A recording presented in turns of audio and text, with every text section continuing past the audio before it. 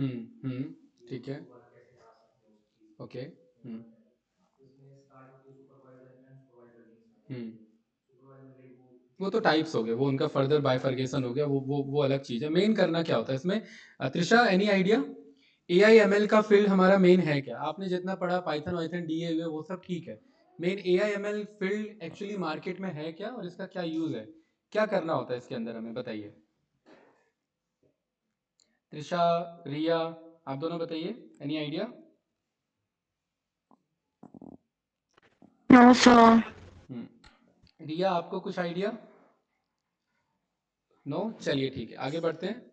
देखिए, सबसे पहले हमें ये समझना पड़ेगा कि मार्केट में जो हम सीखने जा रहे हैं वो कहाँ पर फॉल कर रहा है। ठीक है सचिन, मार्केट में अगर मुझे मशीन से ह्यूमन लेवल की इंटेलिजेंस को गेन करवाना है, कि जैसे ह्यूमन सोचता है वैसे ही मशीन भी सोचे, तो इंटेलिजेंस किसके थ्रू करवाना है? मशीन के थ्रू करवाना है।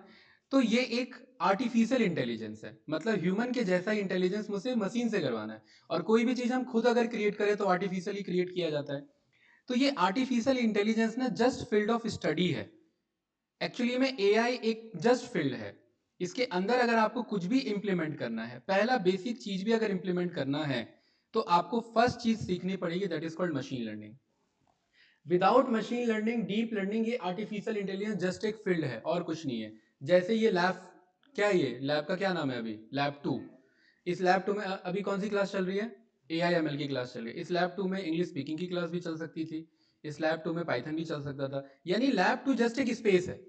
उस स्पेस के अंदर आप क्या कर रहे हैं वो मैटर करता है। सेम एज इट इज ये एआई एक आपका स्पेस है। इस स्पेस के अंदर हमें अगर हमें ह्यूमन इंटेलिजेंस को गेन करना है, ह्यूमन इंटेलिजेंस गेट करना है, अचीव करना है, तो फर्स्ट थिंग हमें सीखना पड़ेगा, that is called machine learning. यानी मशीन को सिखाना पड़ेगा, और उस सीखने के बेसिस पे वो कुछ इंटेलिजेंसी गेन करेगा, और उसके बेस पे हमें आउटकम प्रेडिक्ट करके देगा। ठीक है, अभी मैं डिटेल में बताऊंगा, उससे पहले हम ये समझते हैं कि आर्टिफिशियल इंटेलिजेंस में इंटेलिजेंस क्या होता है। बताइए सर, इंटेलिजेंस क्या है? बताओ, इंटेलिजेंस आप बताइए। नहीं नहीं, इंटेलिजेंस होता क्या? इंटेलिजेंस अगर मैं कह रहा हूं कि राहुल इज वेरी इंटेलिजेंट या सचिन इज वेरी इंटेलिजेंट, इसका क्या मतलब है? Riya is very intelligent, Dhruv is very intelligent, इसका मतलब क्या है?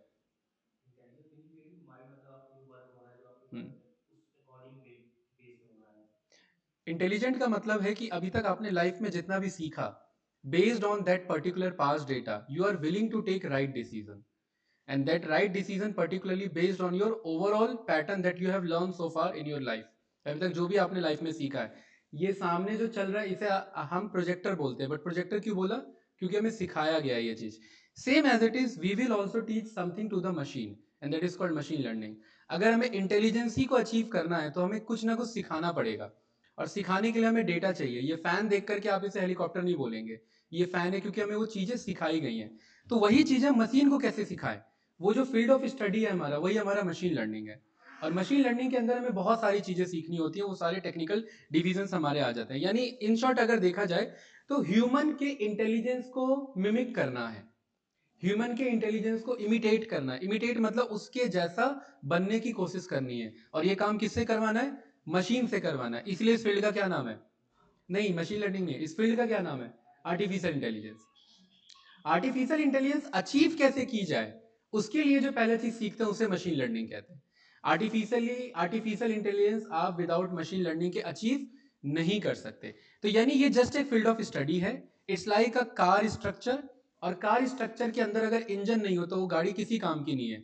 तो सेम एज इट इज, इस स्ट्रक्चर के अंदर आपको अगर मशीन लर्निंग और डीप लर्निंग नहीं आता, तो ये एआई कुछ नहीं है फिर। तो एआई का मेन पर्पस क्या है? ह्यूमन इंटेलिजेंस को मिमिक कराना, किसके थ्रू? मशीन के थ्रू। और उसके लिए यूज क्या करते हैं हम? दो टेक्निक है, मेन क्या है? मशीन लर्निंग, और दूसरा डीप लर्निंग। और फर्दर इसका एक्सटेंशन, इसके आगे और भी बहुत सारी चीजें हैं। ये तो समझ में आ गया, ठीक है। अब जरा ये बताइए मुझे कि इंसान सीखता कैसे है?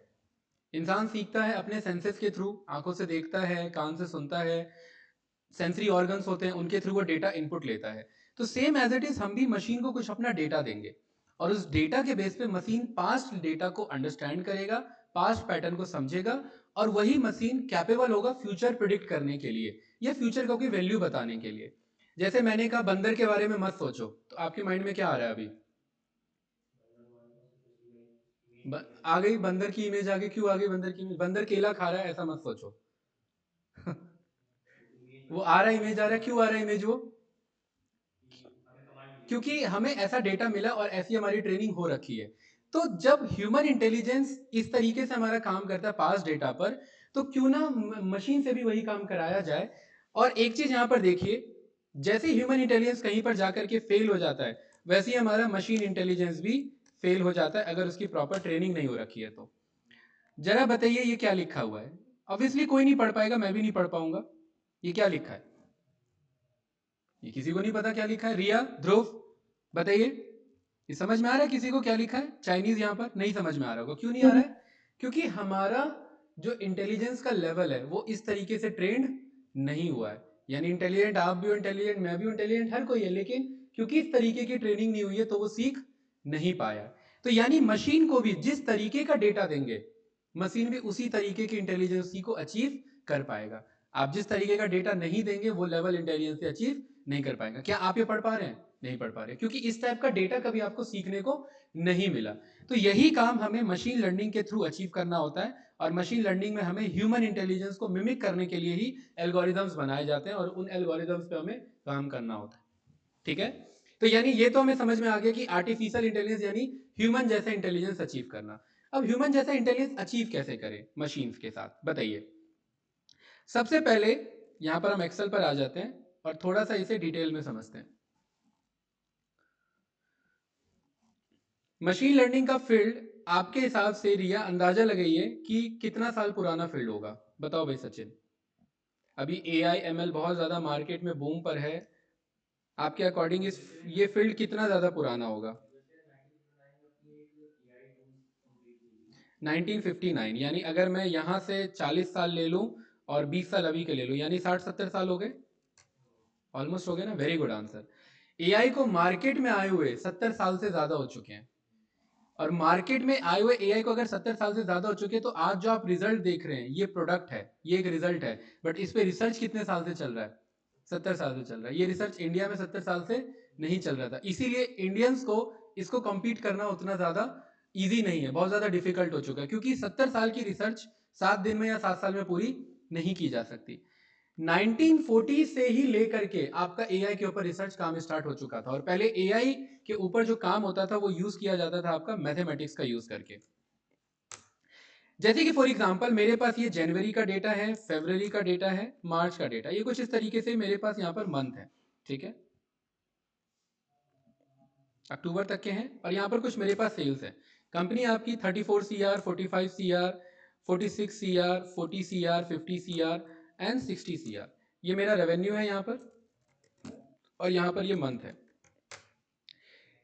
क्या इस डेटा को देख करके सचिन, क्या आप मुझे बता सकते हैं कि अगले 4 महीने क्या सेल्स हो सकती है? बताइए। ये एक मंथ है और ये एक सेल्स है आपके पास, ये इवेंट हो चुका है। जो चीज हो जाता है रिया, उसे हम क्या बोलते हैं? पास डेटा। ये बात तो बीत चुकी है ना? और क्या बात अभी बची हुई है हमारे पास? ये इतना एरिया होता है हमारा फ्यूचर डेटा। क्या ये फ्यूचर डेटा अभी हमें मालूम है? बताइए कि फ्यूचर में क्या आ सकता है। नहीं मालूम, लेकिन ये फ्यूचर डेटा पता करने के लिए हमें इस पास डेटा की जरूरत पड़ेगी। और इस पास डेटा के बेस पे जरा अंदाजा लगा के बताओ कि क्या लग रहा है कि आगे का अगले 4 महीने का सेल्स क्या हो सकता है? बताइए कैंडिडेट्स।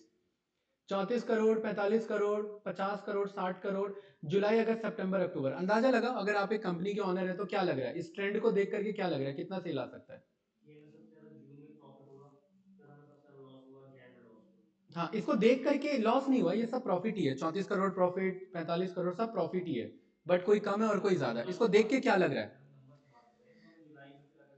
पहला पॉइंट कि क्या मेरा सेल्स बढ़ रहा है? बिल्कुल बढ़ रहा है। ठीक है। इसको देख के मुझे ये पता लग रहा है कि आने वाले जो मंथ के सेल है वो ज्यादा ही होंगे, ये देख के पता लग रहा है। ये एक्चुअली में प्योरली बेस्ड है आपका मैथमेटिक्स के ऊपर। और जैसे ही मैं चारों ये छह को पकड़ के आगे मैं इसे ड्रैग करूंगा, देखिए मेरे पास नेक्स्ट 4 मंथ के वैल्यूज आ गए यहाँ पर। ये 4 मंथ के वैल्यूज आए ना? ये वैल्यू कैसे आए? हमने कोई एमएल तो सीखा नहीं यहाँ पर, एमएल तो हमने पढ़ा नहीं। ये कहाँ से आगे वैल्यू? और अभी हमने जाना एमएल का मतलब होता है फ्यूचर वैल्यूज को प्रेडिक्ट करना। तो ये फ्यूचर वैल्यू कैसे आ गए जबकि हम तो एक्सेल पे काम कर रहे हैं यहाँ पर? तो एक्चुअली में बैकएंड में ये जो डेटा गया, इस डेटा को इसने लर्न किया। किसने लर्न किया? मेरे सिस्टम ने, और इस सिस्टम को हम सिस्टम ना बोल करके हम इसे क्या बोल सकते हैं, मशीन को मैं लर्न करा रहा हूं किसके बेस पे, पास डेटा के बेस पे, और वही लर्निंग के बेस पे मेरा मशीन कैपेबल है क्या बताने के लिए, फ्यूचर डेटा। यानी मेरे मशीन ने इस पास डेटा के बेस पे सचिन कुछ समझा, और वो जो कुछ समझा ना उसके लिए एक वर्ड होता है जिसे हम बोलते हैं यहाँ पर पैटर्न। इस मशीन ने पैटर्न समझा कि पिछले 6 महीने का क्या पैटर्न है, और उस पैटर्न को समझने के लिए इसने बैकएंड में मैथ्स को यूज किया, मैथमेटिक्स को यूज किया, और बैकएंड में जो मैथमेटिक्स इसने यूज किया उसे हम शॉर्ट में बोलते हैं यहाँ पर क्या, लीनियर रिग्रेशन बोलते हैं। यानी कुछ एल्गोरिदम यूज किया, और इस एल्गोरिदम का यूज करके ये मॉडल बता पाया कि अगले 4 महीने का सेल्स क्या हो सकता है। देखो 60 का अगर आपसे मैं अंदाजा बोलता तो आप 60 से प्लस ही बोलते, बट फिर भी मेरे एमएल मॉडल ने मुझे 59 पे ला करके रोक दिया। क्यों? क्योंकि मैं लास्ट 4 या 6 महीने का डेटा देख करके मैं नेक्स्ट फ्यूचर वैल्यू को प्रेडिक्ट कर रहा हूं। यानी इट्स वेरी इंपॉर्टेंट, अगर मुझे फ्यूचर में कुछ भी प्रेडिक्ट करना है तो मेरे पास पास डेटा होना बहुत ज्यादा जरूरी है। ये बात तो क्लियर है? तो इससे ये समझ में आया कि मशीन को कुछ भी सिखाना पास डेटा के बेसिस पे इज कॉल्ड मशीन लर्निंग, और ये अचीव किया जाता है अपने डेटा के थ्रू ही। अगर हमारे पास डेटा नहीं है तो हम एमएल पे काम नहीं कर सकते। यानी एमएल पे काम करने के लिए हमारे पास डेटा होना बहुत ज्यादा जरूरी है। कोई डाउट इसमें? मशीन को सिखा करके हम नेक्स्ट फ्यूचर वैल्यू को प्रिडिक्ट कर सकते हैं। कोई कंफ्यूजन? नो। तो यहां पर हमें यह पता लगे कि हमारे पास डेटा होना बहुत ज्यादा जरूरी है। अब थोड़ा सा डेटा के बारे में समझते हैं, क्या होता है डेटा कैंडिडेट्स। आज का हमारा इंट्रोडक्शन पार्ट है, तो हम सारी चीजें समझेंगे। एमएल क्या है, एमएल के एल्गोरिदम क्या है, मार्केट में क्यों आया, किस तरीके से आया, और एमएल में हमें क्या क्या चीजें सीखनी और सीख करके हम क्या कर सकते हैं। ठीक है, तो एमएल पे काम करने के लिए हमें चाहिए डेटा, है ना। और डेटा हमारे पास कहां से आएगा, बताओ भाई ध्रुव, डेटा कंपनी में कहां कहां से आ सकता है। ध्रुवी गायब हो गया, रिया बताइए, त्रिशा। कंपनी में अगर आप काम कर रहे हैं तो आप लोगों ने ये पावर बीआई एक्सेल ये सब तो पढ़ा हुआ है, तो कंपनी में डेटा कहां कहां से आ सकता है। कंपनी के पास अलग अलग सेल्स का डेटा हो सकता है, जो कि आपके पास एक्सेल फॉर्मेट में आ सकता है, सीएसवी फॉर्मेट में आ सकता है, डेटा आपके पास सीक्वल के थ्रू आ सकता है, डेटा आपके पास डेटाबेस फॉर्मेट में आ सकता है, डेटा आपके पास वेबसाइट से आ सकता है। ये आ सकता है कि नहीं आ सकता है? इन सारे डेटा को एनालिसिस करके आप फ्यूचर पे जो एनालिसिस करेंगे वही आपका मशीन लर्निंग के थ्रू अचीव होता है। अभी तक आप जो भी करते आए हैं वो आपका पास डेटा एनालिसिस था, और ये जो काम करता है ये बंदा कौन होता है, आपका डेटा एनालिटिक्स होता है। इसका काम क्या होता है, डेटा को पास डेटा के बेस पे पैटर्न और बिहेवियर को अंडरस्टैंड करना, और वो डेटा एनालिटिक्स का काम होता है। बट आगे फ्यूचर में क्या हो सकता है, आपका प्रिस्क्राइब करना और फ्यूचर में प्रिडिक्ट करना, ये दोनों काम जो करता है वो बंदा हमारा कहलाता है एआई और एमएल इंजीनियर। इसका काम है पास डेटा के बेस पे फ्यूचर डेटा को प्रिडिक्ट करना या प्रिस्क्राइब करना, और इसके लिए ही जो वो टेक्निक यूज करता है वही टेक्निक हमारा क्या कहलाता है, इधर मशीन लर्निंग हमारा टेक्निक कहलाता है। कोई कंफ्यूजन इसमें? नो। मशीन लर्निंग, अब जब हम बात करें तो मशीन लर्निंग मेनली ये तो हमें समझ में आ गया कि हमें मशीन को सिखाना है, तो मशीन को सिखाने के लिए हमें डेटा चाहिए, डेटा भी हमें पता लग गया कहाँ कहाँ से मिल सकता है। अब सवाल ये, मशीन को किस किस तरीके से सिखा सकते हैं, और मशीन लर्निंग कितने तरीके से डिवाइडेड है। मशीन लर्निंग मेनली 3 तरीके से डिवाइडेड है, पर मार्केट में से 4 भी बोला जाता है कभी कभार। ठीक है, अगर मशीन को मैं डेटा दूं तो पहला जो आपका यहां पर पार्ट होता है जिसे हम कहते हैं यहां पर सुपरवाइज मशीन लर्निंग। क्या कहते हैं त्रिशा? Supervise machine learning. दूसरा जो मशीन लर्निंग का टाइप है उसे हम यहां पर कहते हैं अनसुपरवाइज Supervised. Machine learning. तीसरा जो मशीन लर्निंग का पार्ट है वो हमारा सेमी सुपरवाइज्ड है, और चौथा हमारा रीइंफोर्समेंट है। पहले रीइंफोर्समेंट पे आने से पहले हम पहले सुपरवाइज्ड, ये तो पता लग गया मशीन लर्निंग कितने पार्ट में डिवाइडेड है, मेनली 3 पार्ट में, सुपरवाइज्ड, अनसुपरवाइज्ड और reinforcement learning. Supervise machine learning क्या होता है? सुपरवाइज का मतलब है, सचिन मान लेते हैं आप एक कंपनी में गए, और कंपनी में आप एज अ फ्रेशर गए, और फ्रेशर से जाते के साथ क्या आपको कोई काम करने को दे देगा या आपको पहले ट्रेनिंग देगा? बताइए, ट्रेनिंग देगा। ट्रेनिंग क्या आपको बोल देगा अपने आप ट्रेनिंग ले लो, या कोई सुपरवाइजर होगा आपके ऊपर? कोई सुपरवाइजर होगा। यानी आपको ट्रेनिंग देने के लिए ऊपर कौन बैठा हुआ है, कोई कौन बैठा हुआ है? सुपरवाइजर बैठा हुआ है। यानी आपको करेक्ट करने के लिए कोई बैठा हुआ है। अगर इनकेस आप गलत चीज सीख रहे हैं तो कौन करेक्ट करेगा उसे? सुपरवाइजर करेक्ट करेगा। तो सुपरवाइज मशीन लर्निंग में भी हम यही काम करते हैं। सुपरवाइज मशीन लर्निंग में क्या होता है कि हमारे पास इनपुट डेटा होता है, सुपरवाइज मशीन लर्निंग में हमारे पास इनपुट डेटा होता है, और इनपुट डेटा के बेस पे सचिन हमें यह भी पता होता है कि क्या आउटपुट आ सकता है, ये हमें पहले से पता होती है। सुपरवाइज मशीन लर्निंग में दो डेटा हमारे पास पहले से होता है। कौन सा डेटा? पहला इनपुट डेटा, और दूसरा डेटा कौन सा होता है हमारा? Output data. अब इनपुट डेटा और आउटपुट डेटा देखिए किस तरीके का दिखता है। ये कुछ इस तरीके का दिखता है। जैसे एक बेसिक सा एग्जांपल लेते हैं यहां पर, स्टडी आवर्स और मार्क्स। अगर कोई बंदा 1 घंटा पढ़ाई करता है तो वो 30 मार्क्स लेकर के आता है। 2 घंटा पढ़ाई करने पर 40 के आसपास लाता है। 3 घंटे पर वो 45 ले आता है। 4 घंटे के हिसाब से 55 हो जाता है। 5 पे वो आपका 60 के आसपास आ जाता है। 6 पे 65 के आसपास मार्क्स ले आता है। 7 पे जो है वो 80 ले आता है। ठीक है, ये कुछ इस तरीके से मैं एक डेटा बना रहा हूँ। और 8 आवर्स की स्टडी करने पर वो 90, और 9 आवर्स की स्टडी करने पर 95, और 10 आवर्स की स्टडी करने पर 100। एक हमने बेसिक सा एग्जांपल लिया है इधर। दो तरीके का डेटा लिया है यहाँ पर। पहला डेटा है हमारा स्टडी आवर्स, और दूसरा डेटा कौन सा हमारा? मार्क्स। इस स्टडी आवर्स और मार्क्स डेटा में हमें ये पता है कि क्या होने पर क्या होता है। जैसे 3 घंटे पढ़ने पर कितने मार्क्स आते हैं? 45। 5 घंटे पढ़ने पर कितने मार्क्स आते हैं? 60। 7 घंटे पढ़ने पर कितने मार्क्स आते हैं? यानी हमें ये पहले से पता है कि ये वाला जो एरिया है, इस वाले एरिया को हम कहेंगे यहाँ पर इनपुट डेटा। क्या कहेंगे इसे? Input data. मतलब कि हमने यहाँ पर क्या इनपुट किया और क्या इनपुट होने पर क्या हमारे पास आउटपुट आया, और इस वाले को क्या बोला भाई? Output data. अगर बंदा 3 घंटे पढ़ाई करता है तो कितना मार्क्स आ सकता है? 45 इसका मार्क्स आ सकता है। तो मशीन लर्निंग में हमारे पास इनपुट और आउटपुट डेटा अगर पहले से अवेलेबल है कि क्या होने पर क्या होता है, तो उस टाइप के मशीन लर्निंग को हम यहां पर क्या बोलते हैं भाई त्रिशा? क्या बोलते हैं उस टाइप की मशीन लर्निंग को? Supervise machine learning. तो क्या होता है सुपरवाइज मशीन लर्निंग, बताइए कैंडिडेट्स? सुपरवाइज मशीन लर्निंग में हमें यह पता होता है कि क्या इनपुट आने पर क्या आउटपुट आ रहा है। ठीक है, जैसे कि फॉर एग्जांपल अगर मैं डिजिटल मार्केटिंग में अगर मैं अमाउंट ज्यादा इन्वेस्ट करूंगा तो मेरे लीड्स बढ़ेंगे या नहीं बढ़ेंगे? बढ़ेंगे। तो ये मुझे पता है कि क्या इनपुट होने पर क्या आउटपुट आ सकता है। ठीक है, अगर मैं अपने स्लीपिंग आवर्स बढ़ा दूं तो क्या मेरे मार्क्स गिर जाएंगे? अगर कोई बंदा बहुत ज्यादा सोता है तो क्या उसके मार्क्स कम आएंगे? बिल्कुल। तो मुझे यहां पर भी पता है कि क्या होने पर क्या हो सकता है। यहां पर अगर कोई कंपनी अपना मार्केटिंग बढ़ा दे, बहुत ज्यादा ऐड कर रही है, तो क्या उसके सेल्स होने के चांसेस बढ़ सकते हैं? मार्केटिंग अगर वो इंक्रीज कर रही है तो यहां पर मुझे ये पता लग रहा है कि क्या इनपुट करने पर क्या आउटपुट आ सकता है। यहां पर ये आ रहा है ना? इस टाइप का जब भी प्रॉब्लम होगा तो वो किस कैटेगरी के अंदर फॉल करेगा? सुपरवाइज मशीन लर्निंग में। सुपरवाइज मशीन लर्निंग को इजी करने के लिए यहां पर, क्योंकि जो मशीन लर्निंग है ना वो पूरा पूरा प्योरली आपका बेस्ड है मैथमेटिक्स पर। जब कोडिंग पहले नहीं हुआ करता था तो मशीन लर्निंग को अचीव किया जाता था मैथ्स के थ्रू। और मैथ्स में एक आपका कॉन्सेप्ट आता है जिसे हम क्या कहते हैं? स्टैटिस्टिक्स। पहले ये सारा काम किया जाता था स्टैट्स के थ्रू, लेकिन जब से मार्केट में कोडिंग आ गया तब से ये स्टैटिस्टिक्स और कोडिंग, ध्यान से देखना जो मैं डेफिनेशन दे रहा हूं यहाँ पर, स्टैटिस्टिक्स और ये कोडिंग आगे जाकर के ही आपका किस में कन्वर्ट हो गया? एमएल में कन्वर्ट हो गया।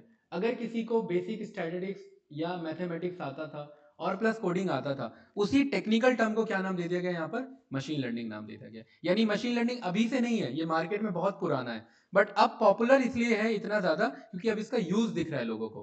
पहले ये था रिसर्च मोड में, अब ये है इम्प्लीमेंटेड मोड में। अभी मार्केट में हर जगह आपको AI ML का यूज दिख रहा है, इसलिए इसका इतना ज्यादा बूम हो रखा है। लेकिन ये फील्ड कितना साल पुराना है? 70-80 साल पुराना फील्ड है ये हमारा। ठीक है, तो सुपरवाइज मशीन लर्निंग में क्या होता है कैंडिडेट्स? कि हमारे पास दो तरीके का डेटा होता है। बताओ भाई इधर, अरे कहाँ गई ये सब? रिया समझ नहीं आ रहा क्या? ये टफ बता दिया थोड़ा सा। हाँ बताइए। हाँ हाँ। हम्म हम्म। हम्म हम्म हम्म। देखिए ह्यूमन माइंड, हाँ बिल्कुल सही। ठीक है, गुड, हाँ बिल्कुल। हम्म हम्म। देखिए एक्चुअली ह्यूमन माइंड और आपका बेसिक जो ML माइंड है, दोनों में डिफरेंस क्या है यहाँ पर देखो। मैं अगर यहाँ पर आपको बोलूं कि 2 × 2 क्या होगा, बताइए क्या होगा? 4। लेकिन अगर मैं आपको यहाँ पर बोलूं 45 रेज टू दी पावर 45 क्या होगा? माइंड यहाँ पर फंस गया। तो ह्यूमन माइंड एक्चुअली इस टाइप की कैलकुलेशन के लिए डिजाइन नहीं हो रखा है। ह्यूमन माइंड डिजाइन हो रखा है जो उसके मल्टीपल न्यूरॉन्स का कनेक्शन वो पैटर्न अंडरस्टैंडिंग का है, कैलकुलेशन अंडरस्टैंडिंग का नहीं है। इस टाइप की कैलकुलेशन करने के लिए अलग से माइंड को ट्रेन किया जाता है जो मैथमेटिक्स पढ़ते हैं। ब्रेन लिमिटेशन यही है, कैलकुलेशन इस टाइप के परफॉर्म करने के लिए जो आप देखते हो ना, जो आपका आयुर्वेद जो आपके मैथमेटिक्स पर ये परफॉर्म कराए जाते हैं जिसमें पुराने तरीके से कैलकुलेशंस परफॉर्म किया जाता है, उसमें इस सब का सॉल्यूशन है। ह्यूमन माइंड डिजाइन है अपने पैटर्न अंडरस्टैंडिंग के लिए, कैलकुलेशंस के लिए डिजाइन नहीं है। 2 × 2 तो आप समझ गए, लेकिन आप 45 पे माइंड कंफ्यूज हो गया, लेकिन यही काम मशीन कर देगा। अगर मैं आपको बोलूं कि इमेजिन करो कि एक पायलट है, वो पायलट जो है वो लॉयन के ऊपर बैठ करके आपका प्लेन उड़ा रहा है, तो इसको डिजाइन करना एक इमेज के फॉर्म में, ये ह्यूमन माइंड डिजाइन कर देगा। यही काम मशीन नहीं कर पा रही थी, और ह्यूमन माइंड को मशीन के थ्रू करवाने के लिए ही ये फील्ड हमारा बन करके आया, आर्टिफिशियल इंटेलिजेंस, कि कैसे ह्यूमन माइंड के सारे काम को मशीन के थ्रू करवाया जाए, और जो ह्यूमन माइंड नहीं कर पाता है, सो कॉल्ड कैलकुलेशन, वो भी कैसे से फास्ट करवाया जाए। ओपनहाइमर की आप स्टोरी ले लो या कोई भी मैथमेटिकल प्रॉब्लम ले लो, ये जितना भी आप इंप्लीमेंटेशन देख रहे हैं, it's pure mathematics, nothing else. और आपने एक यहाँ पर बहुत अच्छी बात बताई कि यहाँ पर जो ह्यूमन माइंड की हम बात करते हैं, वो न्यूरॉन्स का कनेक्शन से मैटर नहीं करता। देखो, अगर मैं यहाँ पर एलिफेंट के ब्रेन को शो करूं यहाँ पर ह्यूमन के ब्रेन के साथ, तो सबसे ज्यादा न्यूरॉन कनेक्शंस किसके फॉर्म है और सबसे ज्यादा हैवी ब्रेन किसका है यहाँ पर बताओ? एलिफेंट का है, ह्यूमन का नहीं है, साफ दिख रहा है। ऐसा क्या हुआ कि एलिफेंट का ब्रेन एलिफेंट ही रह गया और ह्यूमन का ब्रेन इतना इंटेलिजेंस हो गया? बताओ, अगर बात न्यूरॉन कनेक्शन की थी तो बताइए, ऐसा क्या हुआ इस फेज में कि 1.5 किलो का ह्यूमन ब्रेन पूरी दुनिया को कंट्रोल कर गया और 6 किलो का हाथी का ब्रेन कुछ नहीं कर पाया? भाई न्यूरॉन कनेक्शन तो ज्यादा है, वेट भी ज्यादा है, मास भी ज्यादा है, ऐसा क्या हुआ? हम्म ये ह्यूमन जो माइंड है ये एक्चुअली इवोल्यूशन के फेज से आया है। एलिफेंट माइंड इवोल्यूशन के फेज से वो भी है, बट इवोल्यूशन के फेज में उसे वो मौका नहीं मिला कि वो चीजों को लर्न करके आगे जेनेटिकली ट्रांसफर कर सके, जबकि वो मौका, कोइंसिडेंस आप कह लो, वो मौका किस माइंड को मिल गया? ह्यूमन ब्रेन को मिल गया। ये जो आप इंटेलिजेंस देख रहे हैं ना, आप जितना भी सीख जाते हैं घंटे के अंदर में, ये 1 घंटे की लर्निंग नहीं है, ये कई करोड़ों साल की लर्निंग है आपके पास जो जेनेटिकली ट्रांसफर होती है। एक लैंग्वेज सीखने में हमें कितना टाइम लगता है? अगर मुझे चाइनीज लैंग्वेज सीखनी है तो मुझे कितना साल देना पड़ेगा अच्छे से? 6 मंथ। एक अच्छे से पूरा एकदम फ्लुएंट बोलने वाला जो है, कितना 24 घंटे दे रहा हूं मैं पूरा? नहीं हो पाएगा, नहीं हो पाएगा। मैं रीजन बता रहा हूँ, क्योंकि आपके माइंड में पहले से एक लैंग्वेज फॉर्म है। आप जब कोई नया लैंग्वेज सीखते हैं ना, तो आप मैपिंग के थ्रू सीखते हैं। आप इंग्लिश के थ्रू चाइनीज सीखेंगे, आप हिंदी के थ्रू चाइनीज सीखेंगे, नहीं सीख पाएंगे 6 महीने में उतनी जल्दी। लेकिन एक न्यूली बॉर्न बेबी जो होता है, वो 3 महीने के अंदर में या 6 महीने के अंदर में, 3 साल के अंदर में तो बोलना भी स्टार्ट कर देता है, जबकि ब्रेन तो उसका अभी भी डेवलपिंग स्टेज में था। एक्चुअली वो 3 साल के अंदर में नहीं सीख रहा है, वो करोड़ों साल का जो उसका जेनेटिकली ट्रांसफॉर्मेशन है, वो उसे सीखने पे मजबूर कर रहा है कि जल्दी से जल्दी इंफॉर्मेशन गेटर हो जाए, यहाँ पर सारी इंफॉर्मेशन को गेट कर लिया जाए। तो ये पूरा इवोल्यूशन के फेज से गुजरा हुआ है। मशीन का ये जो आपका ये जो ह्यूमन का आपका जो न्यूरॉन्स का जो कनेक्शन होता है ना, उसे आप साइनेप्सिस कहते हैं। देखो, ह्यूमन ब्रेन के आपके जो कनेक्शंस हैं वो कितने बिलियंस में हैं? आप यहाँ पर चेक करेंगे, बिलियन तो है ही नहीं, ट्रिलियंस में साइनेप्सिस है यहाँ पर। एक न्यूरॉन देखिए यहाँ पर कितने, 86 बिलियन न्यूरॉन्स है, और साइनेप्सिस देखिए कितने हैं, 100 ट्रिलियन ये 100 ट्रिलियन के साइनेप्सिस हैं, यानी इतने कनेक्शंस फॉर्म हुए हैं। और आप सबसे बड़ा अभी मॉडल किसको मानते हैं? आप यहाँ पर चैट जीपीटी को मानते हैं ना। चैट जीपीटी का आप मॉडल यहाँ पर अगर आप पैरामीटर ट्रेंड अगर आप देखेंगे तो भी इतना नहीं है। यहाँ पर कितने पर है? यहाँ पर ये 1.6, और यहाँ पर कितने बिलियंस ऑफ उसके न्यूरल कनेक्शंस हैं? 1.5 पर। यहाँ पर कितना है? 86। अभी भी ये ह्यूमन माइंड के लेवल पर न्यूरॉन्स को नहीं लेके जा सके। और यहाँ पर कनेक्शंस देख लीजिए, साइनेप्सिस 100 ट्रिलियन पर है, और चैट जीपीटी का अभी भी कितने पर है आपका? 1.76, जो कि इसका जीपीटी 4 का है। 175 बिलियन पैरामीटर आपका जीपीटी 3.5 मॉडल। इस पूरे जीपीटी को चलाने के लिए कितनी ज्यादा एनर्जी लगती है, कितना ज्यादा इलेक्ट्रिसिटी कंज्यूम होता है, कितना ज्यादा रिसोर्स वेस्ट होता है, तब जाकर के ये एक आउटपुट प्रोडिक्ट करता है। इस ह्यूमन माइंड को चलाने के लिए जिस जो 100 ट्रिलियंस का कनेक्शन साइनेप्सिस फॉर्म कर रखा है, उसको कितना कम इलेक्ट्रिसिटी की जरूरत पड़ती है। ये इवोल्यूशन के फेज से गुजरा है और ये डेवलपमेंट के फेज से गुजरा है, दोनों का फेज अलग है। ठीक है, किस चीज का? नहीं, यही देखो डिफरेंस नहीं है, सिमिलैरिटी है। जब मशीन लर्निंग जब पहले आया, साइंटिस्ट मानते थे कि मशीन लर्निंग का मतलब क्या हुआ। देखो सबसे पहले ना आपका सामने आया मार्केट में जिसे हम कहते हैं traditional way of programming. Traditional programming way, traditional programming way में आपका क्या होता था कि आपके सामने एक क्वेश्चन आता था और उस क्वेश्चन के लिए आप कुछ सोचते थे, कुछ लॉजिकल थिंकिंग करते थे, और लॉजिकल थिंकिंग के बेस पे आप उसका क्या बनाते थे, एल्गोरिदम बनाते थे, और वो एल्गोरिदम उस क्वेश्चन को किस में कन्वर्ट कर देता था, सॉल्यूशन में कन्वर्ट कर देता। ये है ट्रेडिशनल वे ऑफ प्रोग्रामिंग। इसका एग्जांपल, जैसे आप सभी ने पाइथन पढ़ा हुआ है, मैंने आपसे कहा कि भाई मुझे बताओ कि मुझे फर्स्ट 5 प्राइम नंबर्स मुझे प्रिंट कराने हैं, ये है क्वेश्चन।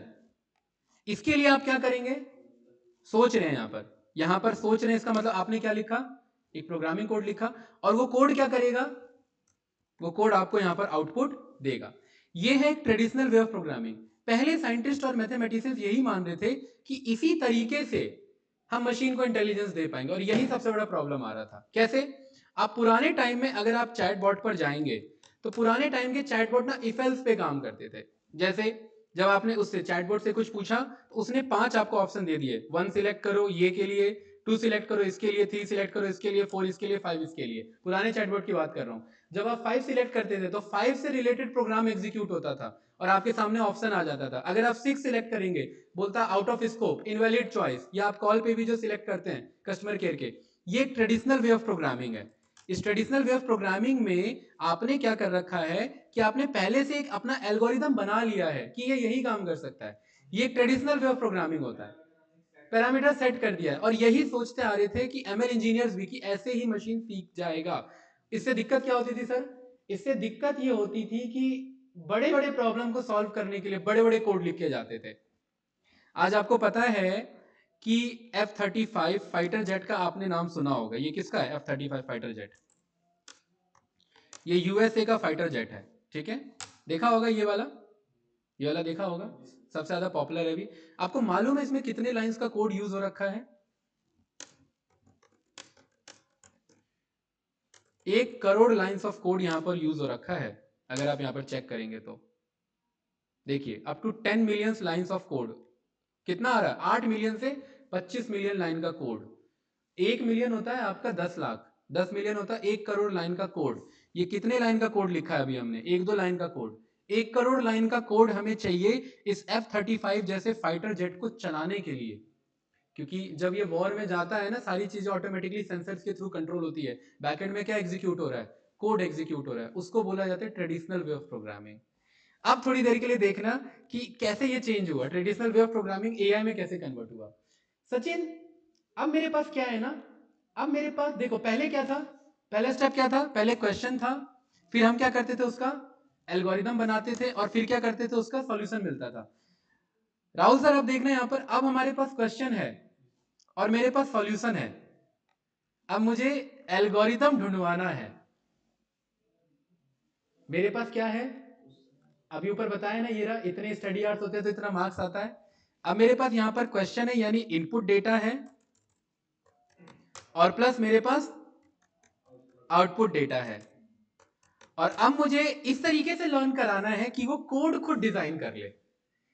इस तरीके से मैपिंग कराना है, इनपुट और आउटपुट इस तरीके से मुझे ट्रेनिंग करानी है कि ये बीच वाला पार्ट जो अभी तक हम बना रहे थे, अब ये वाला पार्ट अब मॉडल बनाएगा। इसके लिए उसे इतना सिखाओ, इतना इनपुट और आउटपुट का उसे डेटा दो कि ये बीच वाला पार्ट लॉजिकल थिंकिंग खुद डिजाइन करे। और ये बात मैं प्रूफ करता हूं, अभी आपको देखना। यहां पर मैंने बोला 2, इधर मैंने बोला 7, इधर मैंने बोला यहां पर 12, और इधर मैंने बोला यहां पर आपका 19। मुझे बताइए इसके पीछे, देखो ये इनपुट है, ध्यान से देखना, ये इनपुट है और ये आपका आउटपुट है, ठीक है।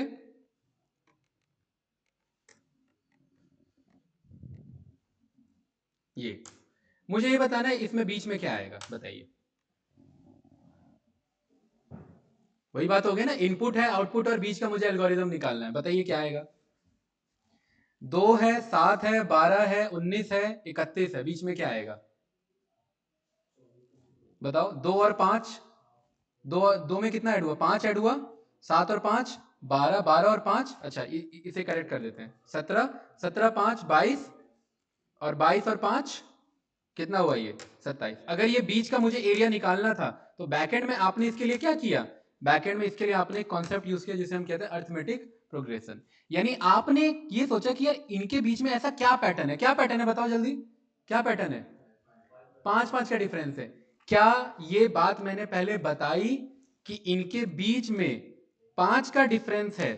क्या ये बात मैंने बताई या ये बात आपने खुद निकाली? बताओ। इनके बीच में 5 का डिफरेंस है, ये बात मैंने बताई है या इस पैटर्न को देख करके आपने पैटर्न खुद ऑब्जर्व किया है? बताओ। खुद ऑब्जर्व किया। यानी इसे क्या समझ में आया? आपके पास इनपुट था, आपके पास आउटपुट था, और आपने उनके बीच के कोरिलेशन को समझा, और उनके बीच के कोरिलेशन को समझ के आपने पैटर्न निकाला। क्या निकाला अपना? और वो पैटर्न आपको पता लगा यार इसके बीच में तो 5 का डिफरेंस है, और उस पैटर्न के बेस पे ही आप अगला वैल्यू बता पाए। ये होता है इंटेलिजेंस, और यही इंटेलिजेंस अचीव कराना है हमें। किससे?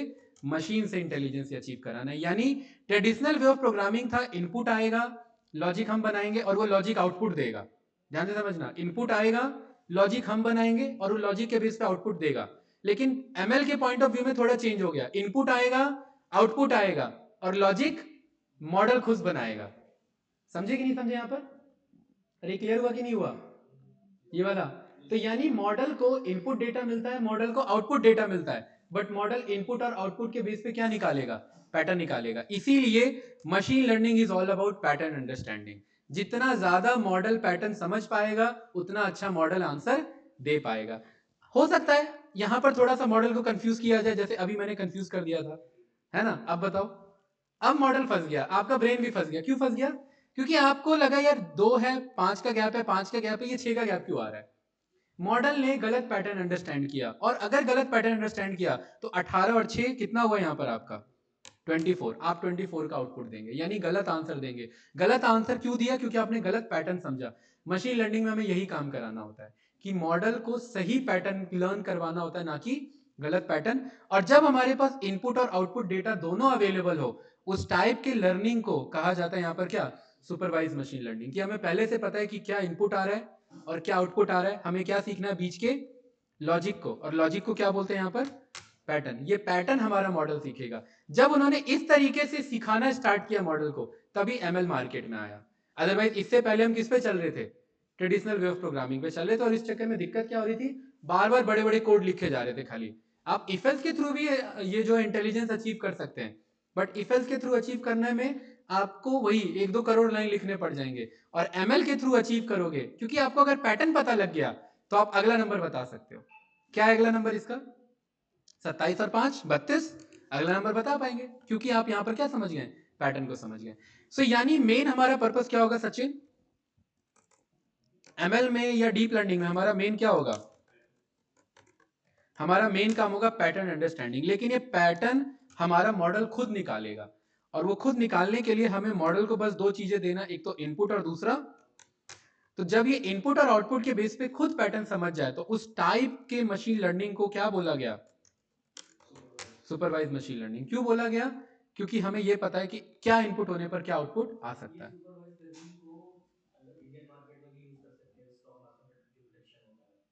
बिल्कुल होता ही है, बिल्कुल होता है, बिल्कुल यूज होता है। अभी आप ये बात कर रहे हैं, स्टॉक मार्केट 200 साल से चल रहा है।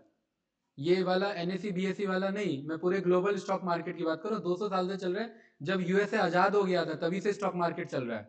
ठीक है, तो स्टॉक मार्केट में बाय सेल जो कर रहे हैं वो उसी टाइम से एल्गोरिदम यूज कर रहे हैं। और मैंने यहाँ पर क्या एक यहाँ कॉन्सेप्ट लिखा, ये सब मैं बेसिक शॉर्ट वे में समझाने की कोशिश कर रहा हूँ। Statistics plus coding is equals to ML.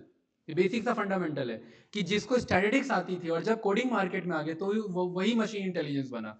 जब तक कोडिंग नहीं था तो स्टैटिस्टिक्स के थ्रू सॉल्व होता था, ये अभी भी होता है, लेकिन कोडिंग के थ्रू ये एक इंटेलिजेंस में कन्वर्ट हो गया। क्योंकि अब आप कोई भी इनपुट दे करके कोई भी आउटपुट को अचीव यहाँ पर कर सकते हैं, क्योंकि आपके पास पैटर्न पता लग गया। ठीक है, तो जब हम पे इनपुट डेटा हो आउटपुट डेटा हो तो हम क्या अचीव कर पाएंगे? यहाँ पर मॉडल की बिल्डिंग अचीव कर पाएंगे, और उसे हम क्या बोलते हैं यहाँ पर? कैंडिडेट सुपरवाइज मशीन लर्निंग बोलते हैं। अच्छा, अब थोड़ा सा दूसरे वे में आते हैं। अब यहां पर एक आता है अनसुपरवाइज। अनसुपरवाइज का मतलब, अभी मैंने एक एग्जांपल दिया था कि आप नई कंपनी में गए और आपको कोई काम बताने वाला नहीं है, कोई सिखाने वाला नहीं है, तो आप क्या करोगे बताओ? आप मान लेते हैं आप किसी कंपनी में प्लेस्ड हुए, आपको कोई सिखाने वाला नहीं है, आप क्या करोगे? डे वन पे क्या करोगे? क्या सर्च करोगे? कोई बताने वाला नहीं है। कोई बताने वाला नहीं है, कोई बताने वाला नहीं है कि आपको क्या काम करना। हाँ, वही मैं जानना चाह रहा हूँ, क्या करोगे? पहला सर्च करोगे, दूसरा एक आंसर बता दो, मैं वहीं पर रुक जाऊंगा जो मैं सुनना चाह रहा हूँ। और वो बहुत बढ़िया आंसर है। आप वहां जाकर के बैठोगे जहां पर ऑलरेडी लोग बैठे हुए हैं और कुछ काम कर रहे हैं, यही करोगे ना? क्यों? क्योंकि आपको तो पता ही नहीं है जाना कहाँ है, तो आप कहाँ जाओगे? जहां पर 4-5 लोग ऑलरेडी बैठे हुए हैं। यानी आप एक डिसीजन लेंगे कि क्यों ना, क्योंकि मेरे पास कोई समझाने वाला नहीं है, तो मैं किस ग्रुप में शामिल हो जाऊं? जहां पर ऑलरेडी कोई ग्रुप बना हुआ है। अनसुपरवाइज मशीन लर्निंग में हम यही काम करते हैं। हम यहाँ ग्रुपिंग बनाते हैं, और उस ग्रुपिंग को यहाँ ग्रुपिंग ना बोल करके यहाँ पर एक वर्ड दिया गया जिसे हम क्या बोलते हैं? क्लस्टर बोलते हैं। क्लस्टर का मतलब है कि यार मुझे ना पता नहीं लग रहा कि मुझे क्या करना है। अब मैं देख रहा हूँ सामने वाले जो है, मान लेते स्टॉक मार्केट की कंपनी है, और मैं देख रहा हूँ कुछ चार्ट्स चल रहा है और मुझे चार्ट्स आते हैं, तो मैं कहाँ चले जाऊंगा? उन ग्रुप के पास चले जाऊंगा। ठीक है? अगर मुझे मैथमेटिक्स आती है, दूसरा ग्रुप है जहां पर मैथमेटिक्स का डिस्कशन हो रहा है, मुझे किसी ने बताया नहीं है जाना कहाँ है, मैं अपने आप कहाँ चले जाऊंगा? मैथमेटिक्स के ग्रुप वाले पे। यानी मैं अपना ग्रुप और क्लस्टर क्या कर रहा हूँ? चेंज कर रहा हूँ। तो अनसुपरवाइज मशीन लर्निंग में मेरे पास कोई भी बंदा नहीं रहेगा। कौन? सुपरवाइजर नहीं रहेगा। और डिसीजन मुझे कैसे लेना है? डिसीजन मुझे कैसे लेना है? सेल्फ डिसीजन लेना है। और उसी सेल्फ डिसीजन को लेकर के आप किसी ग्रुप में शामिल हो जाते हो, आप किसी क्लस्टर में शामिल हो जाते हो। इसीलिए इसे अनसुपरवाइज्ड बोला गया है। मतलब आपके पास इनपुट तो है, लेकिन आपके पास आउटपुट नहीं है। आउटपुट मतलब आपको कोई बताने वाला नहीं है कि आपको जाना कहाँ है, आपको खुद ही डिसीजन लेना है। जैसे आप यहाँ नैनीताल गए, और नैनीताल में आपको जो है कोई गाइड करने वाला नहीं है, तो आप क्या करोगे? दो 4-5 लोग जा रहे होंगे, उनके साथ शामिल हो जाओगे। यानी आपने अपना क्लस्टर डिसाइड कर लिया। तो अनसुपरवाइज में भी यही होता है। अब देख रहे हैं इसका बेस्ट एग्जांपल, आप रील वॉच करते हैं, है ना? रील, अचानक से आपने कोई सैड रील वॉच किया, कुछ देर बाद आपको कैसे रील सजेस्ट होंगे? सैड वाले रील सजेस्ट होंगे। क्यों? क्या आपने कभी इंस्टाग्राम को बताया था कि मुझे सैड वाले रील सजेस्ट करना? नहीं बताया था आपने। बट उसने कैसे समझ लिया? उसने आपके बिहेवियर से समझ लिया कि आप किस टाइप का रील वॉच कर रहे हैं, सैड। तो आपको कौन से क्लस्टर में रख दिया उसने? कौन से क्लस्टर में रख दिया?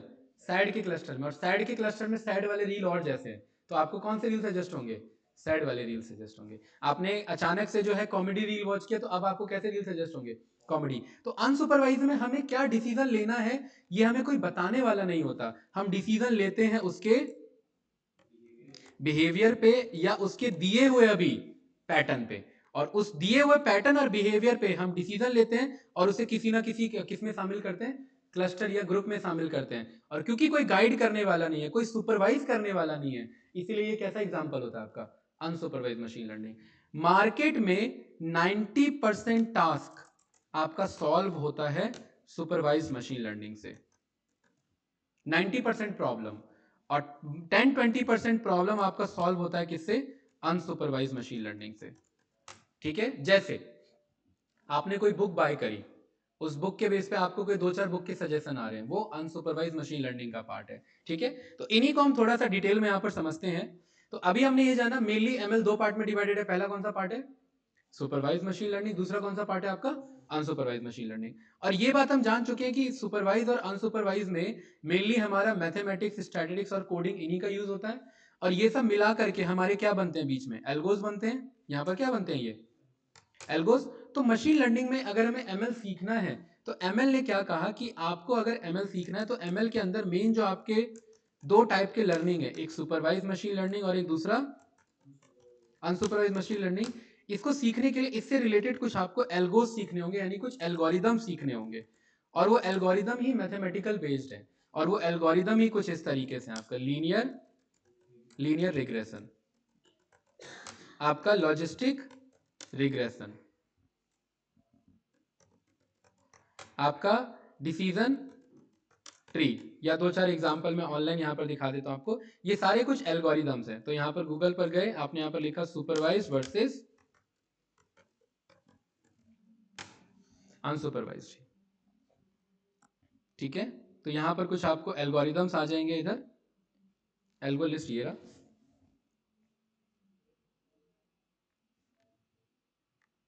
अभी इसमें बहुत सारी चीजें अभी हमें थ्योरेटिकल समझनी है। पहला क्लास थ्योरेटिकल होगा, उसके बाद बाकी क्लास हम प्रैक्टिकल पे काम करेंगे।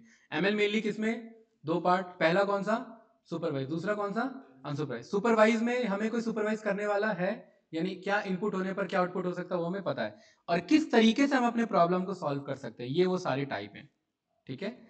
कौन कौन से, के nearest neighbour, decision tree, logistic, neural network, random forest, और दूसरे तरीके के प्रॉब्लम हमारे पास। और अनसुपरवाइज में दूसरे, अभी मैंने बताया था ना क्लस्टरिंग वाला, तो ये क्लस्टरिंग कुछ इस तरीके से। तो चलिए इसके स्टार्ट करते हैं। तो व्हाट इज एआई? एआई क्या है हमारा? AI is a field of study where we want to आपका अचीव, क्या अचीव करना है हमें? Human with the help of आपका किसके बेस पे? मशीन के बेस पे। अगर हमें एआई सीखना है तो सबसे पहले हमें क्या सीखना पड़ेगा? मशीन लर्निंग सीखना पड़ेगा। मशीन लर्निंग क्या होता है हमारा? In ML we give some data to machine, अभी हमने जाना है ना। एंड मशीन जो है वो क्या करता है? It understand patterns and behaviours of given data. ये क्या करता है? आपका पैटर्न्स और बिहेवियर समझता है, किसका? दिए हुए डेटा का, और उस डेटा के बेस पे इट कैन आपका प्रिडिक्ट, क्या कर सकता है? ये आपका फ्यूचर वैल्यू को प्रिडिक्ट कर सकता है, ठीक है। एमएल आपका मेनली कितने पार्ट में डिवाइडेड है? एक है आपका सुपरवाइज मशीन लर्निंग, और दूसरा आपका है, अभी रीइंफोर्समेंट पे मैं आऊंगा, मैं उस पर क्यों नहीं आ रहा हूं अभी बता रहा हूं, ठीक है। Unsupervise machine learning. Supervise machine learning का मतलब है कि यहां पर हमारे पास इनपुट डेटा है, और दूसरा क्या हमारे पास यहां पर? आउटपुट डेटा है। सुपरवाइज मशीन लर्निंग के कुछ एग्जांपल्स, ठीक है। जैसे मुझे किसी हाउस के सेल्स का, हाउस का प्राइस मुझे प्रिडिक्ट करना है, ये किसका मेरा एग्जांपल हो गया? आपका सुपरवाइज मशीन लर्निंग का। किसी पर्टिकुलरली पेशेंट को कोई डिजीज है या नहीं, ये किसका एग्जांपल हो गया?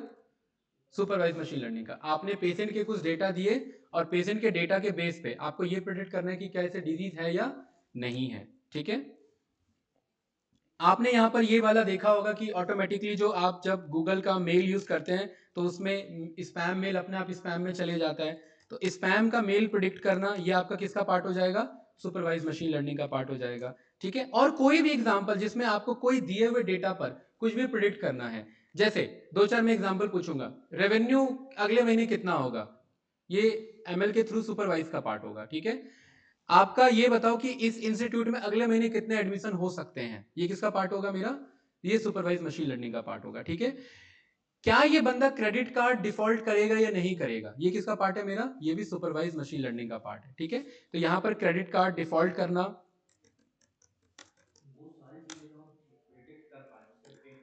उसके पैटर्न के बेस पे, वो सब मेरा इसका पार्ट होगा, हाँ बिल्कुल। किसी बंदे को कितना लोन अमाउंट अप्रूव होगा, ये मैं प्रैक्टिकल एग्जांपल इसलिए बता रहा हूं क्योंकि आप ऐसा ना हो एमएल पूरा सीख लो और बाद में यही ना समझ में आए कि इसका यूज कहां करें। अगर कोई कंपनी के लिए आप बना रहे हो मॉडल, जिनको आपको ये बताना है कि यूजर कुछ इन्फॉर्मेशन दे और ऑनलाइन ही हमें पता लग जाए कि आपका इतना ही लोन अमाउंट क्या हो पाएगा, अप्रूव हो पाएगा, तो वो किसके किसके थ्रू सॉल्व होगा? सुपरवाइज मशीन लर्निंग के थ्रू सॉल्व होगा। किसी का लोन अमाउंट कितना अप्रूव होगा, उसके लिए क्या क्या इन्फॉर्मेशन चाहिए बताओ?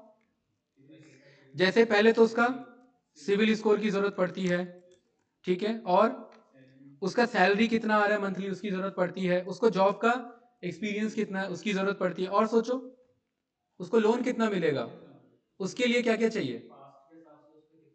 ये आ गया ना, सिविल, सिविल के अंदर सब आ गया। सिविल स्कोर यही बताता है कि पास्ट का क्या बिहेवियर था। सैलरी कितनी आ रही है ये पता लगे, एक्सपीरियंस कितना है, और बताइए जरा, और क्या एक मेजर हो सकता है इसका, कि कभी कभी ये भी चेक किया जाता है कि कंपनी रिसेंट तो नहीं ज्वाइन की है उसने, भाई सैलरी 1 लाख आ रही है और एक ही महीना हुआ उसे जॉब लिए हुए, तो इन सब के बेसिस पे मुझे ये पता करना है कि कितना लोन अमाउंट अप्रूव हुआ या नहीं हुआ। तो कुछ ऐसा इनपुट होगा, जैसे कोई बंदा है यहाँ पर, अमन है, अमन का सिविल स्कोर 780 है, सैलरी इसकी 50,000 आती है, ठीक है, एक्सपीरियंस इसको 5 साल का है, और ये रिसेंट इसने जो है नहीं, मतलब बहुत देर से ज्वाइन काम कर रहा है, इसको क्या लग रहा है कितना लोन अमाउंट अप्रूव हो सकता है, बताओ। 780 है, 50,000 सैलरी आती है, ऐसा पहले से कंपनी के पास ऐसा बहुत सारा डेटा रहा है, ठीक है। इसको मान लेते हैं कंपनी ने ऑफर किया कितना, कि आपका 5 लाख का लोन अप्रूव हो जाएगा, तो कल को इसके जैसा कोई बंदा वेबसाइट पर जा करके ये डिटेल जब भरेगा, तो मेरा मॉडल बता देगा कि आपको कितना लोन मिल सकता है। मिल सकता है ये नहीं बोल रहा कि मिलेगा, ध्यान रखना, machine learning is all about prediction not perfection, ये नहीं है कि 100% यही होगा, इतना आ सकता है आपको। तो कंपनी के पास जितना ज्यादा डेटा होगा, जितना ज्यादा डेटा होगा उतना अच्छा क्या बनेगा सचिन, हमारे यहाँ पर मॉडल बनेगा। आप सोचोगे कि क्या ये डेटा बैठ के बनाया जाता है, नहीं, ये डेटा बहुत सालों से अभी तक कंपनी इकट्ठा करते आई है। आईसीआईसीआई बैंक हजारों लाखों कस्टमर है, करोड़ों कस्टमर ने लोन लिया होगा, तो क्या आईसीआईसीआई बैंक के पास ये सारा डेटा नहीं होगा, और उन सारे डेटा के बेस पे क्या उसे ये नहीं पता होगा कि किस सिविल स्कोर पर, किस सैलरी पर, किस एक्सपीरियंस पर कितना लोन अप्रूव हुआ था। इसके बेस पे अगर मैं एक मॉडल बनाऊं, जो मैं बस यूजर से 4 इंफॉर्मेशन मांगू, क्या, कि भाई आप अपना सिविल स्कोर बताओ, सैलरी बताओ, एक्सपीरियंस बताओ, और ये बताओ कि ज्वाइन कब किया था, उसके बेस पे आपको लोन कितना मिल जाएगा, ऐसा मेरा मॉडल बना सकता है, और ऐसा हम बनाएंगे भी, ऐसा हम कर सकते हैं यहाँ पर। तो इस तरीके का प्रॉब्लम जब आप सॉल्व करते हैं, तो वो किसके अंदर फॉल करता है आपका, ये किसके अंदर आता है, ये कैंडिडेट आपका सुपरवाइज मशीन लर्निंग। सुपरवाइज का मतलब है कि यहाँ पर हमारे पास पहले से एक्स और वाई डेटा हमें यहाँ पर दिया हुआ है। अनसुपरवाइज मशीन लर्निंग के अंदर आ जाता है यहाँ पर हमारे पास कि हमें ओनली एक्स डेटा है, यानी एक्स डेटा का मतलब इनपुट डेटा है हमारे पास, इनपुट को डेटा को x बोला जाता है, और आउटपुट डेटा को क्या बोला जाता है, y बोला जाता है। यहां पर हम एक चीज यहां समझते हैं कि सुपरवाइज मशीन लर्निंग में हमारे पास इनपुट डेटा होगा, और इनपुट को मैथमेटिकल लैंग्वेज में यहाँ पर सचिन क्या बोलते हैं, एक्स डेटा, और आउटपुट को क्या बोलते हैं यहाँ पर, वाई डेटा। तो अगर हमारे पास कभी एक्स और वाई डेटा है, मतलब क्या होने पर क्या हो सकता है, तो हम कौन सा कॉन्सेप्ट यूज करेंगे, सुपरवाइज। लेकिन बस अगर हमारे पास एक्स है और हमारे पास ये नहीं है, कि हमें ये नहीं पता कि आउटपुट क्या होगा, आउटपुट डेटा नहीं है, यानी कि हमारे पास वाई नहीं है, तो उस केस में हम कौन सा एमएल यूज करेंगे, अनसुपरवाइज मशीन लर्निंग यूज करेंगे। और इसके कुछ पॉपुलर एग्जांपल्स, आपको जो यहाँ पर रील्स का सजेशन आता है, यूट्यूब के वीडियोस का जो रिकमेंडेशन होता है, देखा है ना आप लोगों ने, ठीक है, ठीक है, आपका यूजर का स्पेंडिंग बिहेवियर के बेसिस पे क्रेडिट कार्ड अमाउंट, ध्यान से देखना, लोन अलग है, क्रेडिट कार्ड अमाउंट अलग है, ठीक है। आपने देखा होगा कि अगर कोई यूजर है जो बस महीने के 8-10 हजार ही एक्सपेंस उसके होते हैं, मंथली ट्रांजेक्शन इतने का ही होता है, क्या बैंक उसे 1 लाख का क्रेडिट कार्ड देगी, कितने का देगी, बस आप महीने के बैंक में 8-10 हजार ही डालते हो और निकाल पाते हो, तो क्या लग रहा है कितने का क्रेडिट कार्ड का ऑफर मिलेगा आपको, अरे 8-10 हजार 20 हजार का ही ऑफर मिलेगा, क्यों, क्योंकि पैसा का फ्लो कम है। तो बैंक क्या कर रही है, बैंक आपके ट्रांजेक्शन को बैठ के देख नहीं रही है, उसके ट्रांजेक्शन के बेस पे उसने एमएल एल्गोरिदम्स बना रखे हैं कि यूजर के स्पेंडिंग बिहेवियर के बेसिस पर उसको क्या आएगा, क्रेडिट कार्ड का सजेशन आएगा, तभी वो कॉल लग जाता है कि सर आपके ऊपर ये आपके अकाउंट पे क्या चल रहा है, क्रेडिट कार्ड का ऑफर चल रहा है, हम आपको 70,000 80,000 1 लाख का ऑफर दे रहे हैं फ्री, क्यों, क्योंकि आपके यूजर की स्पेंडिंग बिहेवियर ने उनको ऐसा करने पर मजबूर किया है।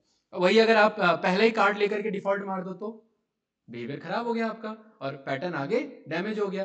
तो ये सारी चीजें यूट्यूब के वीडियो, जैसे अगर मैं यहाँ पर मैं इनकॉग्निटो पे मैं आ जाऊं, अरे ये इन सबको समझ नहीं आ रहा क्या, पूछना जरा इन सबसे, हैं, हाँ, यहाँ पर मैं आ गया यूट्यूब पे, सचिन आपको समझ आ रहा है, हाँ। यूट्यूब पे जब आप इनकॉग्निटो पे आते हैं, तो इनकॉग्निटो पे देखिए क्या लिखा है यहाँ पर, अभी ये हाल फिलहाल में ऐसा है, पहले 4-5 साल पहले ऐसा नहीं होता था, कुछ भी वीडियो आ जाता था, यहाँ पर क्या लिखा है, Try searching to get started. Start watching videos to help us build a feed of videos you will love.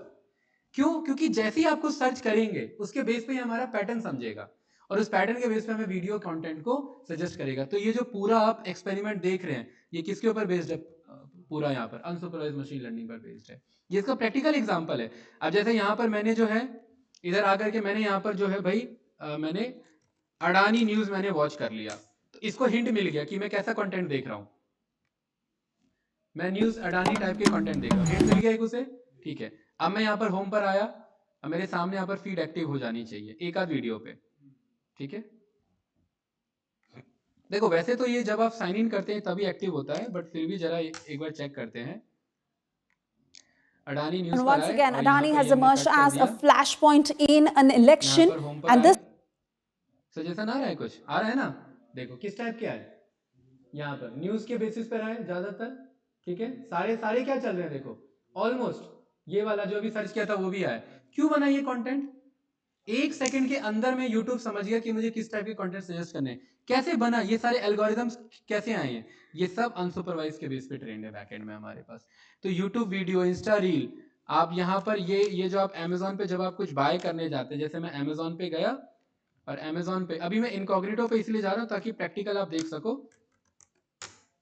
Amazon पर आ करके यहाँ पर मैंने इस वाले बुक पर मैंने क्लिक किया. डेथ डोर वाला ये रहा. और नीचे आप आएंगे तो ये क्या आ रहा है यहाँ पर? Related to item. ये यही वाले सजेशन. यहाँ पर ये म्यूजिक सीखे, हारमोनियम कैसे बजाएं, यहाँ पर वो सब क्यों नहीं आ रहा है?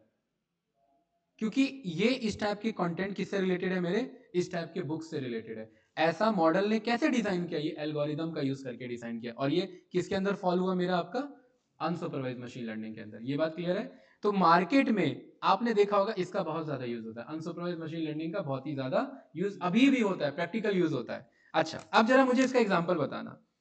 ऑनलाइन आप रैपिडो बुक करते हैं, उसका प्राइस आपको बताता है सुपरवाइज या अनसुपरवाइज? बताइए. क्योंकि अगर आप क्लाइंट का प्रॉब्लम समझ रहे हैं इट मीन्स आप एमएल समझ रहे हैं. रैपिडो आप जब बुक करते हैं सामने प्राइस आ जाता है ना? तो प्राइस भी तो प्रिडिक्ट होकर के ही आ रहा है ना. एस्टिमेटेड लिखा होता है ना कि इतना प्राइस आपका जा सकता है. 1-2 रुपए बढ़ जाता है, कम हो जाता है. तो वो किसका पार्ट है? सुपरवाइज या अनसुपरवाइज का पार्ट है?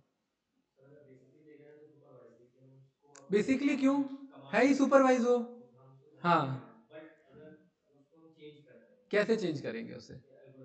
कैसे? एल्गोरिदम तो बनते हैं इनपुट और आउटपुट के बेस पे. एल्गोरिदम तो हम लिख नहीं रहे. समझिए वही डिफरेंस. ट्रेडिशनल वे होता तो एल्गोरिदम हम चेंज करते बट ये ट्रेडिशनल वे नहीं है. ये इंटेलिजेंस वे है. इसमें इनपुट और आउटपुट दे रहे हैं. एल्गोरिदम खुद बन रहा है. तो बिहेवियर तो तभी चेंज होगा ना जब उसका ओवरऑल डेटा चेंज होगा. तो ये सुपरवाइज का ही पार्ट है. अनसुपरवाइज का क्यों नहीं है ये? क्योंकि यहाँ पर कोई क्लस्टरिंग नहीं हो रही है. यहाँ पर कोई यहाँ पर ग्रुप नहीं बनाया जा रहा है. ठीक है. ये वाला एग्जाम्पल बताइए यहाँ पर कि नेटफ्लिक्स पर आप जब कोई बंदा लॉग इन करता है तो उसको मूवीज रिकमेंड होते हैं. आपके मूवीज जो है यहाँ रिकमेंड होते हैं. ये किसका पार्ट है? सुपरवाइज या अनसुपरवाइज का? बताओ. हाँ लॉग इन करता है. किसका पार्ट है? सुपरवाइज का कैसे होगा?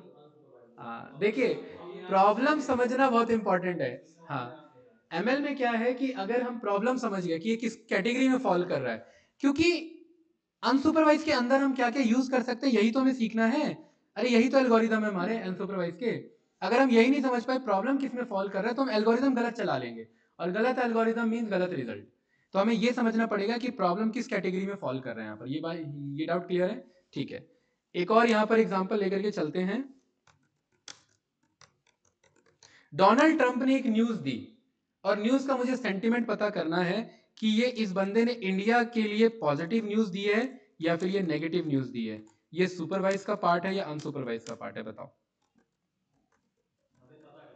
हाँ उसने एक न्यूज दिया. डोनाल्ड ट्रंप ने एक न्यूज दिया आज आकर के और हमें यह पता करना है ये इंडिया के लिए पॉजिटिव न्यूज है या नेगेटिव न्यूज है.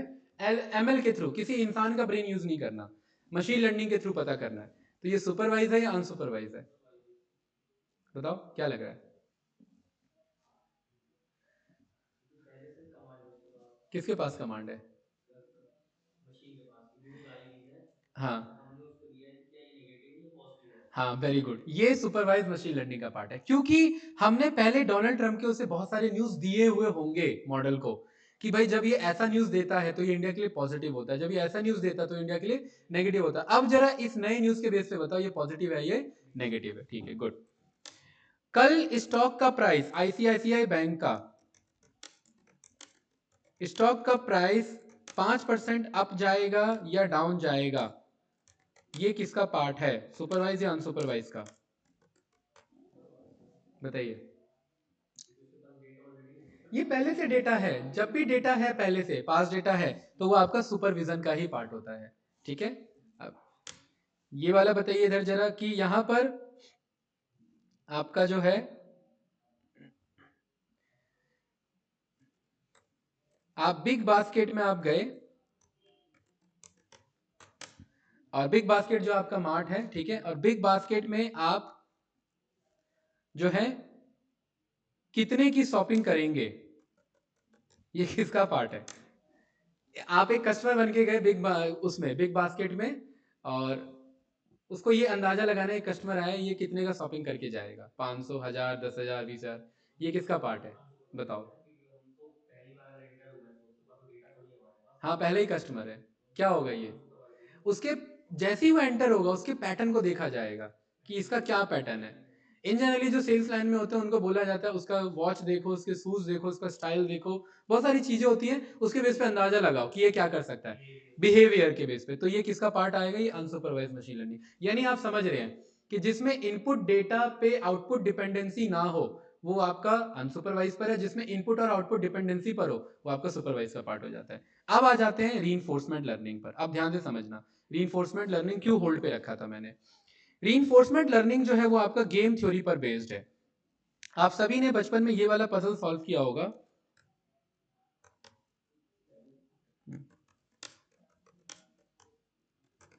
ये वाला आपने सभी सॉल्व किया होगा बचपन में, ये वाला याद है, बुक के पीछे आता था। ठीक है सचिन एक बात बताओ कि इस पजल को जब आप सॉल्व करते थे तो क्या पहली बार में ही आंसर मिल जाता था, क्या होता था इसमें, कैसे आप ट्राई करते थे। ये रैबिट को यहां तक पहुंचाना रहता था तो क्या किया जाता था, एक लाइन रैंडमली ड्रॉ की जाती थी कि भाई चलो स्टार्ट करते हैं, या तो यहां से या यहां से, ऐसे ही होता था। ठीक है यहां से आप ऐसे चलते थे अंदाजा आपको जाना चाहते तो वहां भी जा सकते थे। अब यहां से ऐसे चलते हैं, अरे यार ये क्या हो गया तो रुक गए, फिर आप वापिस आते थे और फिर आप दूसरे रास्ते को यूज करते थे। ये ना, ये क्लियर है ना, एक्चुअली यही है रीइंफोर्समेंट लर्निंग। रीइंफोर्समेंट लर्निंग में आप यहां पर यूज करते हैं गेम थ्योरी का, किसका यूज करते हैं, गेम। रीइंफोर्समेंट लर्निंग में आप किसका यूज करते हैं, यहां पर गेम का यूज करते हैं, गेम थ्योरी का यूज करते हैं। और गेम थ्योरी का मतलब है कि यहां पर आप हिट एंड ट्रायल करेंगे। क्या करेंगे आप यहां पर सचिन, हिट एंड ट्राई। और हिट एंड ट्राई जैसे वहां पर आप रैबिट को उसके घर तक पहुंचाना था तो आपने यहां पर क्या किया, हिट एंड ट्रायल मेथड को आपने यहां पर यूज किया। हिट एंड ट्रायल मेथड में आपने क्या किया, सबसे पहले रैंडमली एक डिसीजन लिया कि चलो ये वाला काम करके देखते हैं। उस डिसीजन के बेस पे आपके पास दो ही ऑप्शन है, या तो आपने सही डिसीजन लिया, वो सही लिया तो आपको क्या मिलेगा, रिवॉर्ड मिलेगा, और अगर गलत डिसीजन लिया तो आपको क्या मिलेगा, आपको पेनल्टी पड़ेगी। जैसे अगर हम यहाँ गेम थ्योरी में देखें तो यहाँ पर हम ये रैबिट के पास जा रहे थे, तो रैबिट अगर सही रास्ते पर जा रहा था तो उसे क्या मिला, मतलब वो सही जा रहा है तो वो रिवॉर्ड हो गया, और अगर वो गलत रास्ते पर जा रहा है तो क्या हो गया, पेनल्टी हो गया। तो आपका मेजर पर्पस क्या होगा कि आपको ज्यादा से ज्यादा क्या मिले, रिवॉर्ड मिले, ताकि आप कहां तक पहुंच पाए, अपने आउटपुट पे पहुंच पाए, यानी वो रैबिट अपने घर तक पहुंच पाए। और अगर ज्यादा से ज्यादा पेनल्टी मिलेगा तो आपका क्या होगा, मॉडल लर्निंग नहीं कर पा रहा इसीलिए पेनल्टी पड़ रही है। तो ये रीइंफोर्समेंट वर्ड का ही मतलब है again and again, again and again repeat करते जाओ। किसको रिपीट करते जाओ, अपने लर्निंग को रिपीट करते जाओ। यहां पर आप रीइंफोर्समेंट का मीनिंग अगर आप चेक करेंगे तो देखिए क्या निकल के आ रहा है, अगेन एंड अगेन इसको इतना सिखाते जाओ कि लास्ट वाला क्या हो जाए, स्ट्रांग हो जाए। पहले वीक होगा, दोबारा सीखेगा, फिर क्या होगा, थोड़ा स्ट्रांग, फिर क्या होगा और स्ट्रांग, और लास्ट में क्या हो जाएगा। तो यानी कि एक वीक को आप फाइनली क्या करते हैं, रीइंफोर्स करते हैं। और रीइंफोर्स मतलब अगेन एंड अगेन उसे ट्रेनिंग देते हैं। और ये अगेन एंड अगेन ट्रेनिंग किस पे बेस्ड होता है, आपका हिट एंड ट्रायल मेथड पे। और इसको टेक्निकल लैंग्वेज में क्या बोला जाता है, आपका गेम ये आपका गेम थ्योरी कहा जाता है, ठीक है, गेम थ्योरी पर आपका बेस्ड होता है। तो मार्केट में अब जरा मुझे बताइए, ये जो टेस्ला की जो आपकी सेल्फ ड्राइवरलेस कार थी आपकी, है ना, देखा होगा ना सेल्फ ड्राइविंग वाली, ये किसके अंदर फॉल करती है? ये सुपरवाइज मशीन लर्निंग के अंदर फॉल करती है, अनसुपरवाइज के अंदर फॉल करती है, या रीइंफोर्समेंट लर्निंग के अंदर फॉल करती है? किसके अंदर फॉल कर रही है? टेस्ला जो ऑटोमेटिकली गाड़ी चलती रहती है रोड पे, ड्राइवर नहीं होता, किसके अंदर फॉल करती है ये? बताओ, बताओ ये सचिन। हाँ, जो अभी तक पढ़ा उसके बेसिस पे बताओ, क्योंकि जो पढ़ा है उसी का यूज होगा यहाँ पर। हाँ हाँ, बिल्कुल सही। हाँ, ड्राइवर है ही नहीं, कोई नहीं बैठ रहा, कोई नहीं बैठा, वो तो ड्राइवरलेस है ना। सुपरवाइज तो है, यहां तक तो आप सही बता रहे हो कि वो सुपरवाइज है। अरे जब कोई ड्राइवरलेस गाड़ी आप बना रहे हो, उसे ट्रेनिंग तो दिया है ना, बैकएंड में करोड़ों इमेजेस दिए हैं उसे, और उस करोड़ों इमेजेस के बेसिस पे उसने ट्रेनिंग ली है, तो वो सुपरवाइज तो है, नो डाउट उसमें। लेकिन सुपरवाइज के साथ साथ वो रीइंफोर्समेंट ज्यादा है। क्यों? क्योंकि जब वो मार्केट में आई तो वो हिट एंड ट्रायल मेथड पर उसकी ट्रेनिंग की गई। भाई दुनिया के क्या उसने सभी रोड पर टेस्ट किया हुआ था गाड़ी को? नहीं टेस्ट किया हुआ था, लेकिन फिर भी वो गाड़ी चल रही है। इट मींस बैकएंड में उसको हिट एंड ट्रायल मेथड पर चलाया गया, टेस्ट किया गया, और अलग अलग रोड्स के इमेजेस डेटा को देकर के उसे ट्रेन किया गया कि अगर इस टाइप का डेटा आता है तो ऐसे डिसीजन लेना है। तो वो किस पे बेस्ड था आपका? रीइंफोर्समेंट। तो एक्चुअली ये ड्राइवरलेस सेल्फ ड्राइवरलेस कार आपका रीइंफोर्समेंट लर्निंग के अंदर आता है। और रीइंफोर्समेंट लर्निंग एक्चुअली सुपरवाइज और अनसुपरवाइज के बगैर हो ही नहीं सकता, आपको कुछ तो सुपरवाइज देना पड़ेगा। तो इन शॉर्ट ये तीनों का पार्ट बनता है यहाँ पर आपका, ठीक है। अनसुपरवाइज इसमें ज्यादा यूज नहीं हुआ है, बट फिर भी यूज हुआ है अनसुपरवाइज में डिसीजन मेकिंग के टाइम में, ठीक है। अनसुपरवाइज का यूज हुआ है यहाँ पर, लेकिन टेस्ला का ड्राइवरलेस कार आपका मेनली फॉल कर जा रहा है किसमें? रीइंफोर्समेंट लर्निंग में। और रीइंफोर्समेंट में भी बैकएंड में क्या यूज किया गया? इसमें सुपरवाइज मशीन लर्निंग को यूज किया गया, ठीक है। अभी रिसेंट का न्यूज आया था, रिसेंट एक बहुत बड़ा इशू हो गया था, ठीक है। चाइना के कुछ आपके कार्स थे,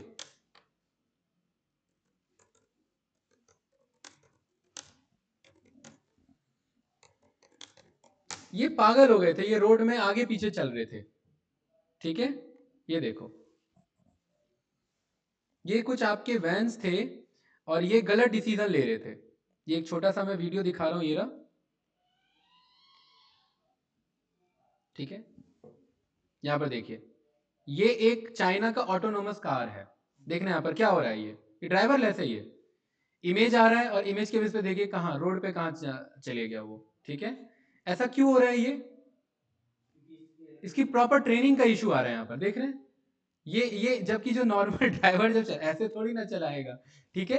ये देखो, ये रोक रहा है उसे कि भाई कैमरे के आगे दिखा रहा है शावल कि रुक जा, लेकिन फिर भी क्या कर रहा है ये चल गया। अब थोड़ी देर के लिए देखिए, एक देखिए ना, बहुत कहां पर ये इंटेलिजेंस हमारा फेल हो रहा है। एक रोड कोई अंडर अंडर कंस्ट्रक्शन है, नया नया बना है, नया नया चारकोल यूज हुआ है, तो ह्यूमन माइंड देख के समझ जाएगा कि ये नया रोड बना है और आप चलना रोक लोगे, ठीक है। लेकिन एक गाड़ी जो कि इमेज प्रोसेसिंग पे काम कर रही है, उसके लिए तो रोड का इमेज वैसे ही होता है, उसमें नया और पुराना तो उसे दिख नहीं रहा है, वो तो उसको एकदम करेक्ट इमेज मान के सीधा क्या करेगी, गाड़ी उस पर दौड़ा देगी, और यही इंसिडेंस हो रहे हैं, ठीक है।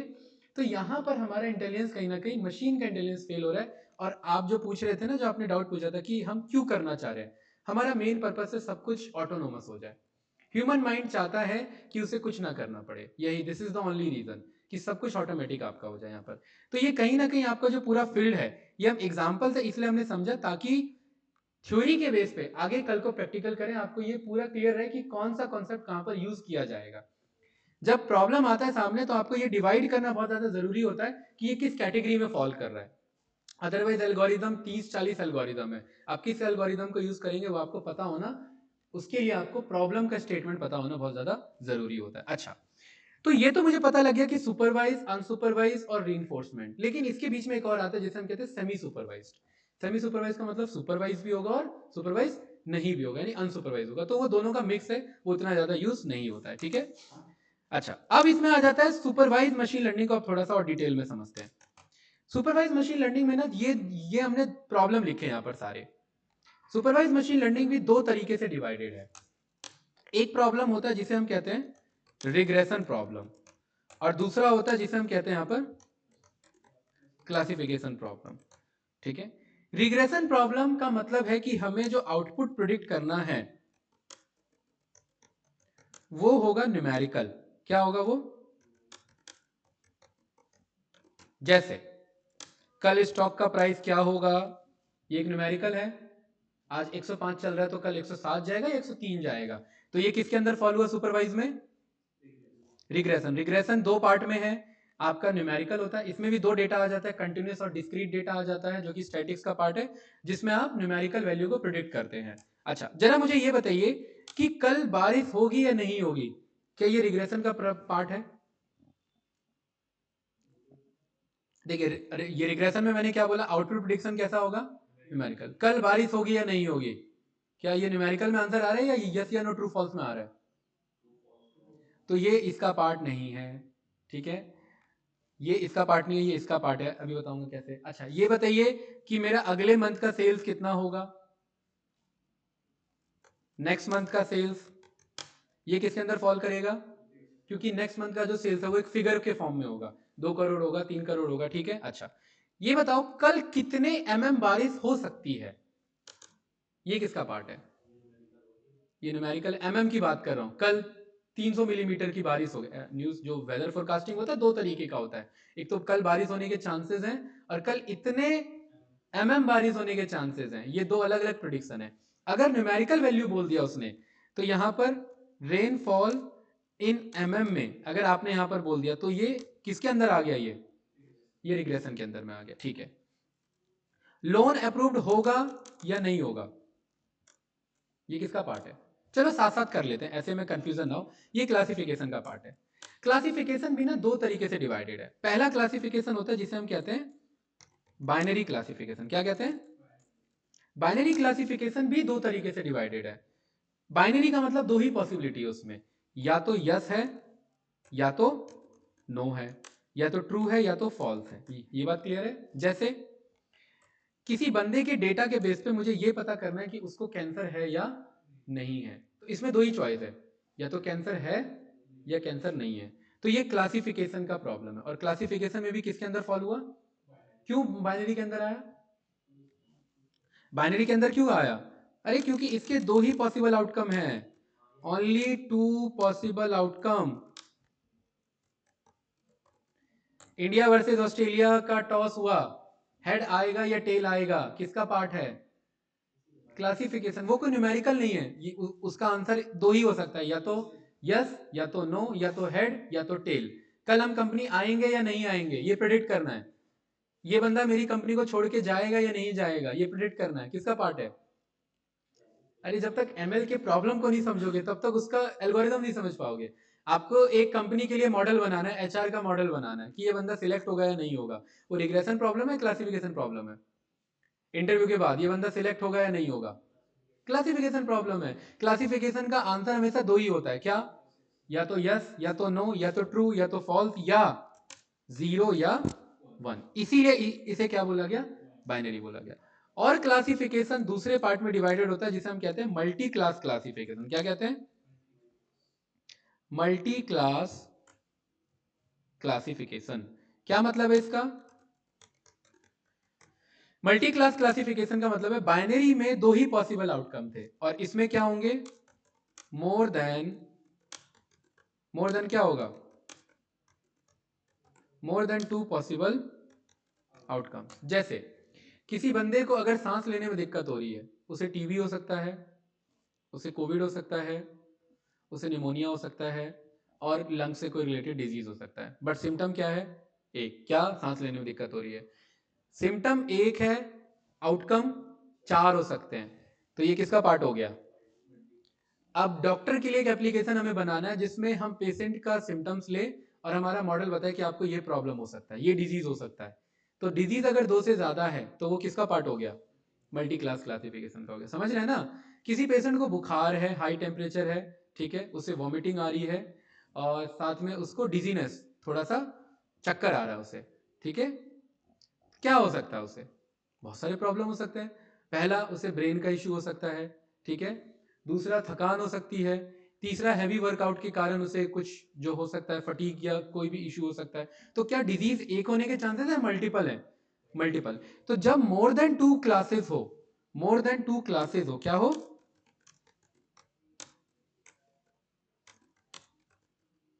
मोर देन 2 क्लासेस हो, तो सचिन उस केस में कौन सा क्लासिफिकेशन यूज होगा हमारा? मल्टी क्लास क्लासिफिकेशन यूज होगा। तो इन जनरली हमने ये पाया कि सुपरवाइज मशीन लर्निंग 2 पार्ट में डिवाइडेड है। पहला, दूसरा, क्लासिफिकेशन भी 2 पार्ट में डिवाइडेड है। पहला, दूसरा। अब जरा ये बताइए, अब मैं कुछ एग्जांपल पूछूंगा और आप मुझे बताना किसके अंदर फॉल करेगा वो, ठीक है। एक पेड़ का पत्ता देख करके मुझे बताना है कि ये कौन सा पेड़ है। लीव्स को देख करके पेड़ आइडेंटिफाई करना। कुछ पत्ते मिलते जुलते रहते हैं भाई। ह्यूमन को भी कंफ्यूजन हो जाता है। जैसे मैंने आपसे रोड चलते पूछ लिया कि सर बताओ ये कौन सा पेड़ है। अगर आपने वो ट्रेनिंग नहीं ली है तो आप कुछ भी गलत बोल दोगे। अब पेड़ के पॉसिबिलिटीज तो बहुत सारे हैं, तो ये किसका पार्ट है? Multi class classification, very good. तो यानी कि बेस्ड ऑन लीव्स मुझे क्या आइडेंटिफाई करना है? ट्री प्रिडिक्ट करना है। तो ये किसके अंदर आ गया? मेरा क्लासिफिकेशन में किसके अंदर आ गया? मल्टी क्लास क्लासिफिकेशन में आ गया। समझ आ रहा है? ठीक है। क्रेडिट कार्ड अप्रूव होगा या नहीं होगा मेरे सिविल स्कोर के बेस पे, किसका अंदर आ रहा है? रिग्रेशन या क्लासिफिकेशन? क्लासिफिकेशन में तो कौन सा क्लासिफिकेशन, कौन सा आ रहा है बताओ? नहीं, रिग्रेशन कहाँ आ रहा है? ये क्रेडिट कार्ड अप्रूव होगा या नहीं होगा, ये बाइनरी का पार्ट हो गया मेरा, ठीक है। ओके, इस बंदे को कैंसर है या नहीं है? हाँ, ठीक है। हाँ, हाँ या ना, ट्रू या फॉल्स में हो रहे, तो वो किसके अंदर फॉल करेगा? वो बाइनरी में फॉल करेगा, ठीक है। इंडिया की जीडीपी अगले साल कितनी होगी?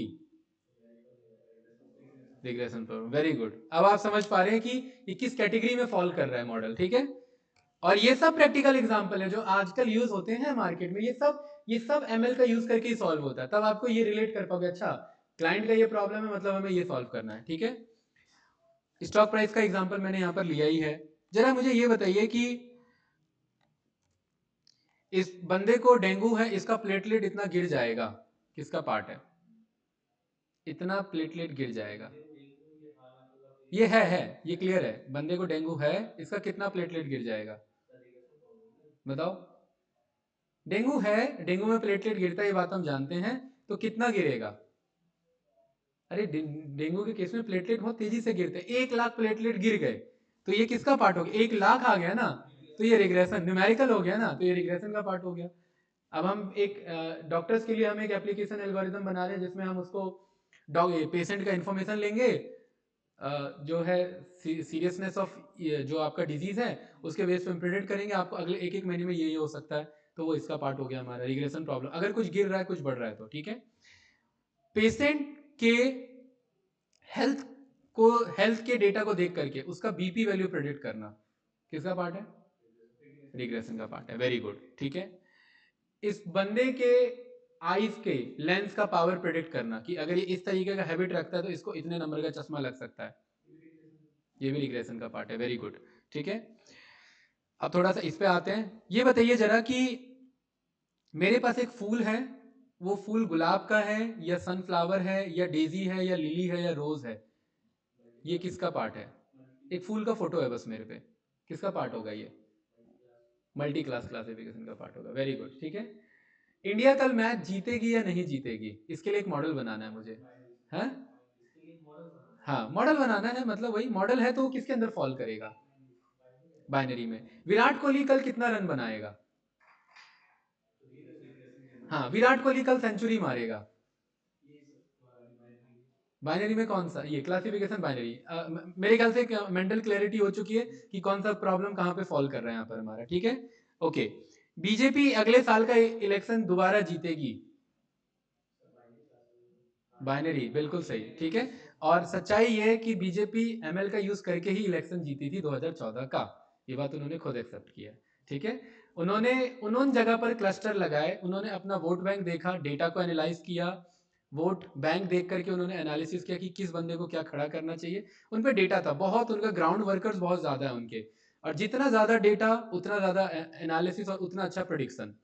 यहाँ पर वो दूसरी पार्टी जो वीक हो गई थी वहाँ पर, इसके कारण 2014 में एमएल का यूज़ करके फर्स्ट पार्टी थी जिसने एआई एमएल का यूज़ करके इलेक्शन जीता था, बीजेपी, और वही रीज़न है कि वो जीतते भी आ रही है। ठीक है, 14 में तो आई है पार्टी पहली बार। अरे कांग्रेस का इतना बड़ा टेन्योर चल रहा था, उस टेन्योर को बीट करने के लिए आप पे डेटा तो चाहिए था ना। नहीं नहीं नहीं नहीं, उनका स्टेटमेंट एक्सेप्टेबल स्टेटमेंट है। ठीक है, हाँ हाँ हाँ, वो यही किया। जब उन्होंने 2014 में इम्प्लीमेंट कर लिया तो ऑब्वियसली अब तो उस आगे करेगी करेगी। ये पार्टी वो बात जानती थी, और बीजे के पास बहुत सारे आईटी सेल के बहुत इंटेलिजेंट बंदे हैं, उनको सब पता था कि किस तरीके का डेटा कहाँ से क्या उठवाना है हमें। ठीक है, तो मेरे ख्याल से अब आप समझ गए हैं कि सुपरवाइज मशीन लर्निंग अगर हमारा आता है तो हमें ये तो पता है सुपरवाइज मशीन लर्निंग में बहुत सारे टाइप के प्रॉब्लम हो सकते हैं। उन प्रॉब्लम को समझने के लिए हमें दो तरीके के प्रॉब्लम समझना पड़ेगा, पहला रिग्रेशन, दूसरा क्लासिफिकेशन। अब अगर रिग्रेशन प्रॉब्लम आता है तो हम ये वाला एल्गोरिदम यूज करेंगे। ये रहा, कहाँ गया वो इमेज,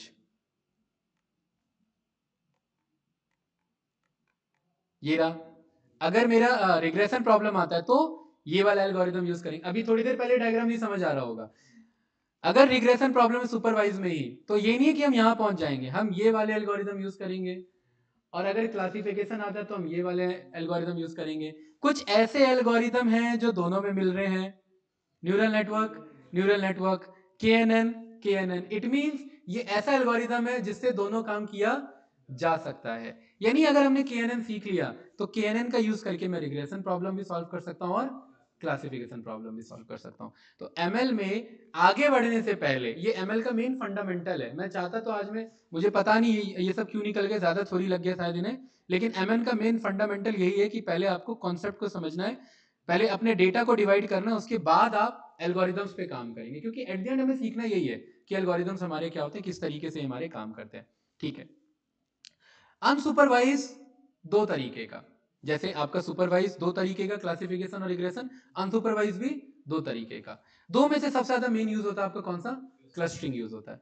क्लस्टरिंग का मतलब होता है कि एक ग्रुप में क्लस्टर में चले जाना। जैसे फॉर एग्जाम्पल ऐसा दूंगा आपको, ये क्लियर हो जाएगा हमेशा के लिए। ठीक है, ये देखिए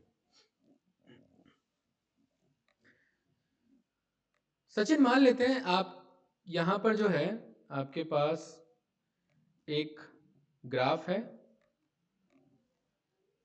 इसमें एक्स एक्सिस पर आपके पास है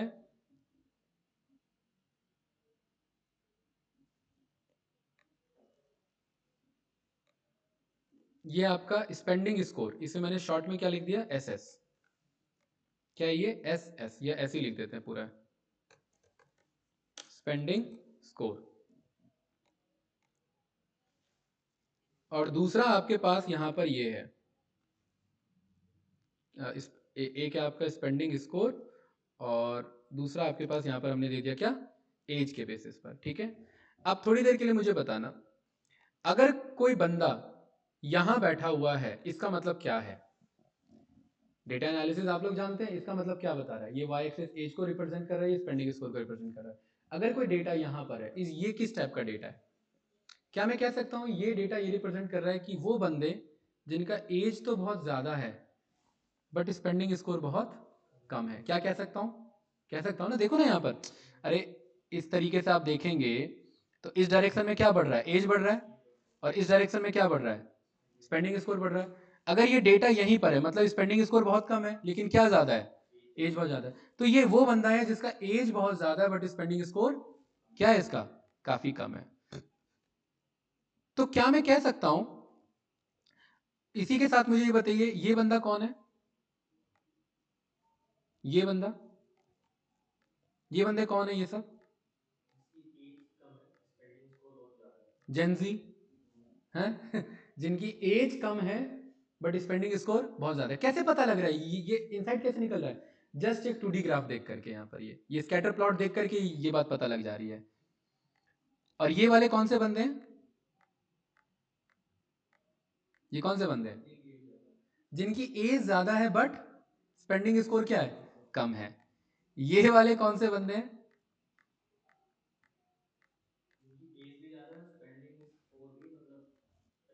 ज्यादा है। मतलब ये एक वो ग्रुप है जिनकी एज भी ज्यादा और स्पेंडिंग स्कोर भी ज्यादा है। और ये वाले कौन से बंदे हैं?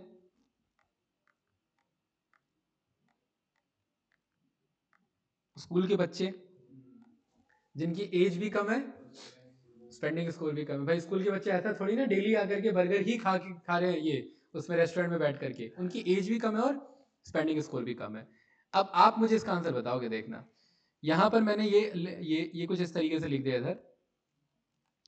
स्पेंडिंग स्कोर ये हो गया मेरा 1, ठीक है, 1 2, ये एज हो गया 3 4, सॉरी मतलब 10 20 30 40 50, या 5 5 का ले लो, ये 5 नहीं, यहाँ 20 से स्टार्ट करो, ये कितना है आपका, 20 से स्टार्ट कर लो, ठीक है, 20 और 10 10 का गैप 30, या 5 का गैप 25 30 35 40 45 50 55 60 65 और 70 एंड उससे अबव, ठीक है। और ये इनका स्कोर है, ठीक है, 10 20 30, ये कुछ इस तरीके से स्कोर है, ठीक है। ये 100 तक स्कोर है। 100 का मतलब है बंदे का स्पेंडिंग स्कोर बहुत ज्यादा हाई है, ठीक है। अब मुझे बताइए, एक कैंडिडेट है यहां पर अमन। अमन जो है वो 40 साल का लड़का है, ठीक है, और उसका स्पेंडिंग स्कोर जो है वो यहां पर 60 के आसपास आ रहा है। तो अमन किस कैटेगरी में फॉल कर रहा है, बताओ। अमन का एज 40 है और उसका स्पेंडिंग स्कोर 60 के आसपास आ रहा है। ध्यान से देखना, ये रहा अमन, ये हरा कलर अमन है। 40 पे पहुंचना है तो 20 25 30 35 और 40, मतलब ये वाली लाइन पे मुझे रहना है। और ये कितना है यहाँ पर, ये वाली लाइन, और 40 पे जाना है तो 10 20 30 और 40। कौन सी वाली लाइन थी, ये थी ना। और यहाँ पर ये वाली लाइन, मतलब यहाँ कहीं ये है कि नहीं है। इस बंदे को मैंने यहाँ पर प्लेस कर दिया। अब जरा मुझे बताओ, ये अमन इन चारों में से किस कैटेगरी में फॉल कर रहा है, बताना है। ये नहीं सर जो मतलब ये तो कहीं फॉलो ही नहीं कर रहा, देखा जाए तो कहीं फॉलो नहीं कर रहा, बट फिर भी इन चारों में से ये सबसे क्लोज किसके है, सबसे क्लोज, विजुअली देख के बताओ। क्या इस अमन को, क्या इस अमन को अगर ये मेरा 40 के आसपास है, 50 से ऊपर अगर होता तो मैं एजेड मान लेता, लेकिन क्योंकि ये 40 के आसपास है, तो क्या ये बेटर होगा कि इस अमन को मैं इस वाले क्लस्टर में रखूं, इस वाले क्लस्टर में, रेदर देन ब्लैक वाले में, होगा कि नहीं होगा, ये बेटर होगा। क्योंकि उस वाले में हाई एज जा रहा है, इस वाले में एटलीस्ट लो एज जा रहा है, लेकिन स्पेंडिंग स्कोर, लेकिन अब थोड़ी देर के लिए अगर मैं इस वाले में रखता, इनका तो स्पेंडिंग स्कोर बहुत कम है, लेकिन इसका स्पेंडिंग स्कोर तो बहुत ज्यादा है, तो किस में रखें अब इसे, ये फंसाना माइंड में थोड़ा सा। इसीलिए यही चीज तो हमें सीखना है कि ये जो मेरा मॉडल होगा अनसुपरवाइज, यही काम करेगा कि ये एक सर्कल, एक क्लस्टर है, और वो क्लस्टर चेक करेगा क्या ये इस क्लस्टर में फिट बैठ रहा है, क्या ये इस क्लस्टर में फिट बैठ रहा है, या ये इस क्लस्टर में फिट बैठ रहा है। और इसी को चेक करने के लिए ये आपस में सबकी दूरी निकालेगा, और वो दूरी निकाल करके क्लस्टर असाइन कर देगा और बोल देगा कि ये इस वाले क्लस्टर में फिट बैठ रहा है। आप कहोगे सर ये तो पास इसके बैठ रहा है, ऑब्वियसली बैठ रहा है, बट और भी चीजें लर्न करेगा ना, पैटर्न लर्न करेगा, एज भी लर्न करेगा, बिहेवियर भी लर्न करेगा, और उसके अकॉर्डिंग स्पेंडिंग स्कोर के अकॉर्डिंग उसे ये वाला क्लस्टर बेस्ट लगा, और उस तरीके से बोल देगा कि अमन जो है वो किस में आ रहा है, हाई ये आपका लो एज और हाई स्पेंडिंग स्कोर में। और टेक्निकली देखा जाए तो ये लो एज और आपका ठीक ठाक मॉडरेट स्पेंडिंग स्कोर में आ रहा है, तो ये सबके क्लोज में ये वाला ज्यादा बेटर हो जाता है। ये कैसे निकला, सर्कल इधर उधर घुमा के निकला, ये सर्कल को ही क्लस्टर बोला गया, और यही काम सॉल्व कराया जाएगा इस क्लस्टरिंग के थ्रू, ठीक है। और ये बात यहां पर मैं प्रूफ करता हूं, ये रहा, ये देखिए, ये कुछ इस तरीके से यहां पर आपका डेटा होगा, ये रहा डेटा। अब देखिए ये डेटा अपने आप को ढूंढ रहा है कि मुझे कहां जाना है, ये देखिए, ये जिफ इमेज है, ये अपने आप की क्लस्टर ढूंढ रहे हैं, ये देखिए ढूंढ रहे हैं ना ये सब कि कहां पर ये फिट बैठ रहा है। तो ये ग्रीन वाला ग्रीन के तरफ फिट बैठ रहा है, ब्लू वाला ब्लू के, इनको इन सबको सेंट्रॉइड बोला जाता है। ये सब हम आगे सीखेंगे, ये सब टेक्निकल टर्म्स होते हैं, ठीक है। तो यानी इन शॉर्ट अगर मैं आपको बताऊं तो ML is all about mathematics, ठीक है। मैथमेटिक्स और कोडिंग अगर आ जाता है तो आप एमएल पे अपने आप काम कर सकते हैं। और ये पूरा एक आइडिया था कि आपका सुपरवाइज मशीन लर्निंग कैसे आपका डिवाइडेड है, अनसुपरवाइज मशीन लर्निंग कैसे डिवाइडेड है, और कैसे हम क्लस्टरिंग पर यहाँ पर हम काम करते हैं, और क्लस्टरिंग में कैसे यहाँ पर ग्रुप्स बनते हैं, कैसे डेटा को समझा जाता है, कैसे पैटर्न बिहेवियर समझा जाता है। ये सारी चीजें अनसुपरवाइज के अंदर में आ जाती हैं यहाँ पर आपकी। ठीक है, कोई डाउट तो नहीं इसमें? ओके। तो अब हमें ये समझना है कि हम स्टार्ट कहाँ से करें। तो स्टार्ट हमें करना है बेसिक सुपरवाइज मशीन लर्निंग से। पहले बेसिक एमएल को समझना है कि एमएल हमारा होता क्या है। ठीक है, तो एमएल मेनली हमारा जो है सबसे ज्यादा यूज होता है हमारा सुपरवाइज मशीन लर्निंग पर। ठीक है, यहां पर मेरे पास एक छोटा सा एग्जांपल लेकर के चलते, ये मेरे पास एक डेटा है और इस डेटा में मैंने एक ग्राफ प्लॉट किया जिसमें एक्स एक्सिस में मेरे पास है यहां पर बंदे का स्टडी आवर्स, और दूसरा है कि वो कितना मार्क्स लेकर के आता है। ठीक है, मान लेते हैं ये कोई कैंडिडेट है, अमन है, और इसका एक पैटर्न बिहेवियर है कि जब वो इतना घंटे पढ़ता है तो इतना मार्क्स लाता है, इतने घंटे पढ़ने पर ऐसे ऐसे मार्क्स लाता है ये। ठीक है, ये कुछ इस तरीके से मार्क्स ला रहा है। ये क्लियर है? अब मुझे ये पता करना है कि ये मेरा डेटा किस तरीके का है। क्या एक्स के बढ़ने पर, ध्यान से देखना इधर, क्या एक्स के इंक्रीज होने पर, क्योंकि मुझे पता इस एक्सिस को एक्स एक्सिस बोलते हैं और इस एक्सिस को वाई एक्सिस बोलते हैं, क्या एक्स के बढ़ने पर वाई बढ़ रहा है? क्या कुछ मुझे अपवर्ड बढ़ता हुआ कुछ मुझे दिख रहा है? देखो एक इस तरीके से मुझे लाइन दिख रही है ना यहाँ पर, ये एक्स के बढ़ने पर वाई के बढ़ने की लाइन, देखो ये कुछ एक ट्रेंड दिख रहा है ना इस तरीके से। क्या कुछ ऐसा मुझे पैटर्न में दिख रहा है?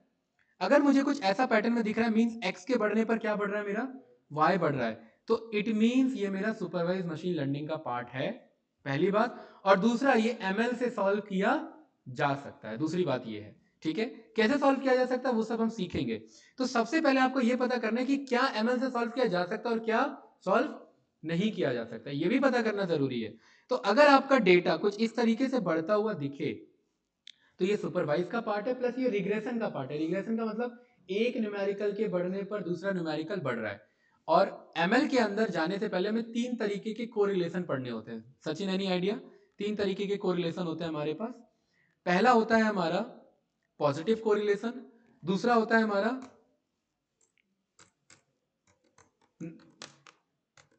नेगेटिव कोरिलेशन, और तीसरा होता है हमारा नो कोरिलेशन। ये तो उसमें पढ़ा होगा ना डीए में, ये वाला डायग्राम याद है?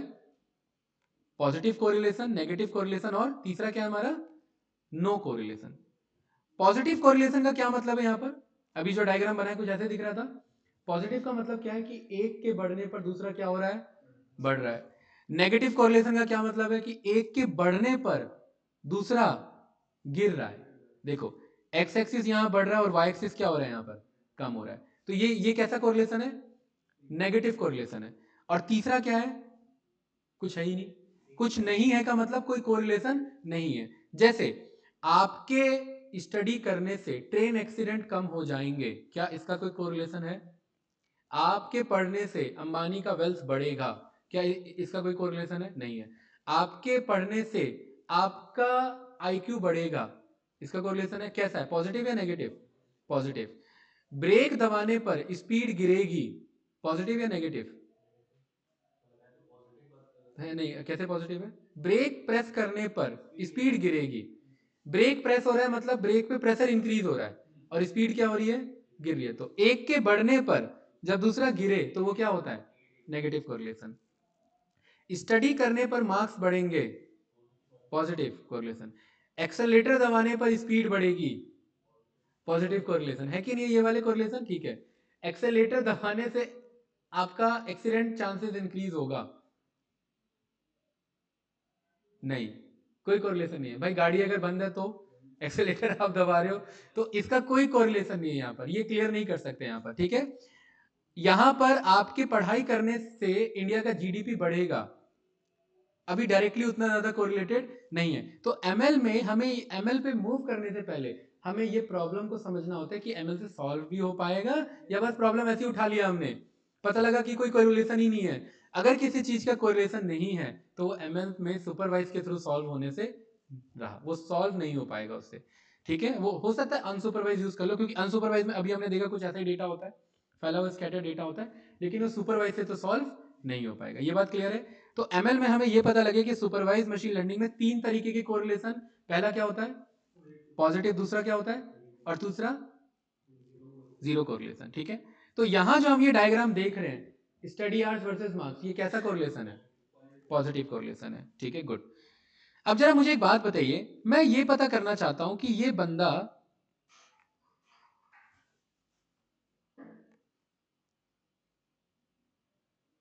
देखो इसमें 9 डेटा पॉइंट है, ठीक है, और मैंने एक यहां पर ये लाइन निकाला। मुझे ये पता करना है कि ये बंदा अगर 10 घंटा पढ़ता है, कौन सी चाबी, यहां पर अगर मुझे ये पता करना है कि ये बंदा 10 घंटे की स्टडी करने पर कितने मार्क्स ला सकता है, तो मुझे मालूम है कि यहां पर एक मेरा जो पॉइंट आ रहा है वो 10 आवर्स को शो कर रहा है। इधर इधर एक पॉइंट आ रहा है। क्या सचिन यहां से मैं एक स्ट्रेट लाइन ड्रॉ कर सकता हूं, ऐसे वर्टिकल, ऐसे ड्रॉ कर सकते हैं स्ट्रेट लाइन, बताओ ऐसे, और ये स्ट्रेट लाइन इसको कहां पे कट कर रहा है, उसकी कॉरेस्पॉन्डिंग मैं ये मार्क्स पता कर सकता हूं, ऐसे कर सकते हैं ना, बेसिक मैथमेटिक्स में पढ़ा हुआ हमने। तो मुझे ये पता लग जाएगा कि 10 आवर्स की स्टडी पर इसके कितने मार्क्स, 90 प्लस 100 के आसपास मेरे मार्क्स आने चाहिए, आने चाहिए। तो ये मुझे कब पता लगा, जब मेरे पास ये बीच की लाइन थी, कौन सी लाइन, ये ऑरेंज वाली लाइन थी। मतलब अगर मुझे एक रिग्रेशन प्रॉब्लम में क्या x होने पर क्या y आ सकता है, ये पता करने से पहले मुझे ये ऑरेंज लाइन पता करना बहुत ज्यादा जरूरी है। अगर ये मेरे पे लाइन नहीं रहेगा तो अब बताओ मैं उसे कहाँ रोकूं। आप समझ पा रहे हैं यहाँ पर मैं क्या कह रहा हूँ? अगर ये मेरे पास लाइन है, देखो अगर ये लाइन थी मेरे पास, यहाँ पर ये जो मैंने लाइन ड्रॉ किया हुआ था, तो मुझे मालूम था 10 आवर्स की स्टडी पर मुझे ये लाइन यहाँ तक लेके जाना है, ठीक है। लेकिन अगर मेरे पास ये लाइन नहीं है तो मुझे कैसे पता लगेगा कि मुझे लाइन कहाँ तक लेकर के जाना है? यानी कि लीनियर रिग्रेशन में जो इसके अच्छे से ट्रेंड को बता सके, जो इसके डॉट्स को कनेक्ट कर सके, जो इसके डेटा को अंडरस्टैंड कर सके, मुझे ये लाइन ढूंढना होता है, और इस लाइन को बोला जाता है बेस्ट फिट लाइन। क्या बोला जाता है इस लाइन को? अब आप बताइए मुझे, क्या ये लाइन, ये वाला लाइन सही है, ये वाला लाइन सही है, ये वाला लाइन सही है, ये वाला लाइन सही है, कौन सा लाइन सही लग रहा है? मैं 3-4 लाइन बनाता हूँ। एक तो ये येलो लाइन हो गया, एक ये रेड लाइन हो गया, आप मुझे लाइन बताना कौन सा लाइन सही लग रहा है। एक ये ग्रीन लाइन हो गया, और एक ये वाला ब्लू लाइन हो गया। कौन सा लाइन आपको ठीक लग रहा है, जो सब पैटर्न को अच्छे से समझ पा रहा है? 4 लाइन है आपके पास, कौन सा लाइन जो सब पैटर्न को अच्छे से समझ पा रहा है? क्या येलो वाला सारे पैटर्न को समझ पा रहा है, क्या ग्रीन वाले सारे पैटर्न को समझ पा रहा है, क्या रेड वाले सारे पैटर्न को समझ पा रहा है, या ब्लू वाले सारे पैटर्न के आसपास है? तो मतलब लाइन बनने के मेरे बहुत सारे पॉसिबिलिटीज हैं। बहुत सारे पॉसिबिलिटीज में बेस्ट पॉसिबिलिटी कौन सा है मेरा? ब्लू लाइन वाला। तो मशीन लर्निंग में हमें यही काम करना है। सुपरवाइज मशीन लर्निंग में, सुपरवाइज मशीन लर्निंग में हम अपने मॉडल को x देंगे और y देंगे, यानी x डेटा देंगे और क्या डेटा देंगे, y डेटा देंगे, और उस x और y डेटा के बेसिस पे ये जो हमारा ml मॉडल है ऐसे इस तरीके से ये लाइन बनाना स्टार्ट करता है। और लाइन ये कहां पर रुकना चाहिए बताओ? क्या ये लाइन यहां रोक दूं, यहां रोक दूं, या यहां रोक दूं, या इधर, कहां रोकूं बताओ? कहां ठीक लग रहा है? ये देखिए, ये कुछ इस तरीके से लाइन का फ्लो चल रहा है मेरा, बताइए कहां ठीक रहेगा लाइन, बताइए हैं? अगर यहां हो तो, अगर यहां हो तो, अब आपके अंदाजा कहने से ये लाइन अगर रुक रही है, क्या मॉडल भी अंदाजा ही काम करता है? ऐसे तो कुछ भी बेस्ट हो सकता है, कुछ तो होना चाहिए ना इसमें लॉजिक, क्योंकि मैथमेटिक्स ही मेन फंडामेंटल है मशीन लर्निंग का, कोई तो लॉजिक होना चाहिए इधर मेरा। तो ऐसा इंटरनली बैकएंड में क्या चल रहा है कि मेरा लाइन यहां रुक जाए, ऐसा कुछ तो चल रहा होगा। तो आपके माइंड में क्या आ रहा है, क्यों आप कह रहे हैं कि लाइन यहां रुके, बताओ क्या आ रहा है आपके माइंड में ऐसा? क्योंकि ये लाइन जो है ये ज्यादातर डेटा के क्लोज में है, तभी ये बात आप कह रहे हैं। अगर ये लाइन यहां होती तो ये डेटा से दूर है, और ये लाइन अगर यहां पर है तो ये डेटा के क्या है, क्लोज है। और आप क्या चाहते हैं? आप ये चाहते हैं कि आपकी लाइन आपके डेटा के क्या रहे, एकदम क्लोज रहे। जितना ज्यादा क्लोज रहेगा उतना आपका मॉडल अच्छा यहाँ पर वैल्यू बता सकता है। ये बात क्लियर है? तो यही काम एमएल करता है। एमएल में हमें एक्स है, वाई है, और उसके बेस पे ये बेस्ट लाइन फाइंड करता है। इस टेक्निक को बोलते हैं बेस्ट लाइन फाइंड करना। क्या करना? जब ये बेस्ट लाइन मिल जाता है, इसी बेस्ट लाइन के बेस पर आप नेक्स्ट वैल्यू को प्रिडिक्ट कर सकते हैं। यानी आपका फ्लो क्या होगा? सबसे पहले आप अपने एमएल को, मशीन लर्निंग में आप पहले डेटा अपने मशीन को फीड करेंगे। मशीन को फीड करने के बाद उससे वो कुछ पैटर्न क्या करेगा, पैटर्न लर्न करेगा, पैटर्न लर्न करने के बाद वो एक लाइन फॉर्म करेगा, और वो लाइन कैसा होना चाहिए सचिन? बेस्ट होना चाहिए। और उस लाइन के हेल्प से, with the help of line, आप उस लाइन के हेल्प से नेक्स्ट फ्यूचर वैल्यू आप क्या कर सकते हैं? नेक्स्ट वैल्यू प्रिडिक्ट कर सकते हैं। कैसे? जैसे मैंने अभी बताया ना कि अगर बंदा यहाँ इतने आवर्स पढ़ता है तो वो कितने मार्क्स लेकर के आएगा। जैसे मैंने कहा बताओ जरा कि बंदा यहाँ पर जो है वो इतने आवर्स की स्टडी कर रहा है, यहाँ पर ये यहाँ पर है, इतने आवर्स की स्टडी कर रहा है, 6.5 घंटा, तो कितने मार्क्स ला सकता है? तो यहाँ से मैं एक लाइन ड्रॉ कर सकता हूँ, है ना, और इस लाइन के बेस पे मैं यहाँ पर चेक कर सकता हूँ, तो ये कितना आ रहा होगा? 50 के आसपास या 50-55 आ रहा होगा। तो मैं कह सकता हूँ 6.5 घंटे की स्टडी पर वो 55 मार्क्स ला सकता है। तो ये कैसे पता लगा? ये बात मुझे इस लाइन के थ्रू ही तो पता लगा। अगर ये लाइन कल को गलत बने तो मेरा मार्क्स प्रिडिक्शन भी क्या होगा? गलत ही होगा। तो यानी मार्क्स प्रिडिक्शन तो बहुत दूर की बात है, पहले लाइन सही बनना जरूरी है। इसलिए लाइन जो बनाते हैं उसे क्या लाइन कहते हैं यहाँ पर? Best line. और ये लाइन हम नहीं बनाते, ये लाइन हमारा एमएल मॉडल बनाता है, वही हमें सीखना है वो कैसे बनाता है। ठीक है, तो सुपरवाइज मशीन लर्निंग में हमें ये बेस्ट लाइन फाइंड करना होता है। कोई कंफ्यूजन तो नहीं इसमें? ठीक है, इसी टेक्निकल प्रॉब्लम को बोला जाता है लीनियर रिग्रेशन प्रॉब्लम। इसको क्या बोला जाता है? Linear regression problem. और इस लीनियर रिग्रेशन प्रॉब्लम में आपका मेन फंडामेंटल पहले यही होता है कि आप अपने मॉडल को कुछ डेटा दें और उस डेटा के बेस पर ये एक लाइन फॉर्मेशन करेगा, और उस लाइन फॉर्मेशन के बेस पे आप नेक्स्ट वैल्यू कुछ भी प्रेडिक्ट कर सकते हैं। तो चलो इसको थोड़ा सा एक प्रैक्टिकल करके देखते हैं यहाँ पर। ठीक है, तो सबसे पहले एमएल आपने जितना सीखा हुआ है उसके लिए आपको, जितना अभी आपने पाइथन सीखा हुआ है, हमें पाइथन का कोड लिखने के लिए कोई आईडी की जरूरत पड़ती है, तो मैं यहाँ पर गूगल कोलैब को यूज कर रहा हूँ। ठीक है, समझ में आ रहा है कि नहीं आ रहा है? यहाँ तक अभी जितना बताया, एक फंडामेंटल क्लियर हुआ पूरा? ठीक है, तो यहाँ पर गूगल कोलैब में एमएल पे काम करने के लिए दो आपके पास ऑप्शन है। या तो आप कोई भी प्रोग्रामिंग लैंग्वेज यूज करो। अगर आपको कोई ये कहता है कि एमएल खाली पाइथन से किया जाता है तो वो गलत है। आप कोई भी प्रोग्रामिंग लैंग्वेज, सचिन यहाँ पर क्या कर सकते हैं? एमएल क्योंकि मैथमेटिक्स है, और मैथमेटिक्स किसी भी प्रोग्रामिंग लैंग्वेज से इंप्लीमेंट किया जा सकता है। पहले एमएल का यूज डेटा साइंटिस्ट करते थे, और उसके लिए जो प्रोग्रामिंग लैंग्वेज यूज करते थे वो क्या यूज करते थे? आर लैंग्वेज का यूज होता था, क्योंकि आर एक स्टैटिस्टिकल लैंग्वेज है, इसमें स्टेट्स का काम होता है, और अभी मैंने बताया स्टेट्स ही मशीन लर्निंग का मेन फंडामेंटल है। तो पहले आर पे काम होता था। अभी बीते 5 साल में ये थोड़ा बहुत चेंज हुआ है। 5 साल, अभी आप 2020 तक चले जाओ तो आर के थ्रू ही एमएल पे काम होता था। ठीक है, पाइथन पे भी होता था, बट बीते 5-6 साल में क्या हुआ कि पाइथन क्योंकि एक आपका स्क्रिप्टिंग लैंग्वेज है, ओपन सोर्स है, इसके पास ना बहुत सारे लाइब्रेरीज आ गए, बने बनाए कोड आ गए, और इन बने बनाए लाइब्रेरीज और कोड के चक्कर में लोगों ने स्टार्टिंग से कोड लिखना बंद कर दिया कि भाई अगर मुझे कोई मॉडल बनाना है तो दो तरीका है, तो मैं खुद से कोड लिखूं या दूसरे का कोड में बना बनाया जो उसका हेल्प ले लूं।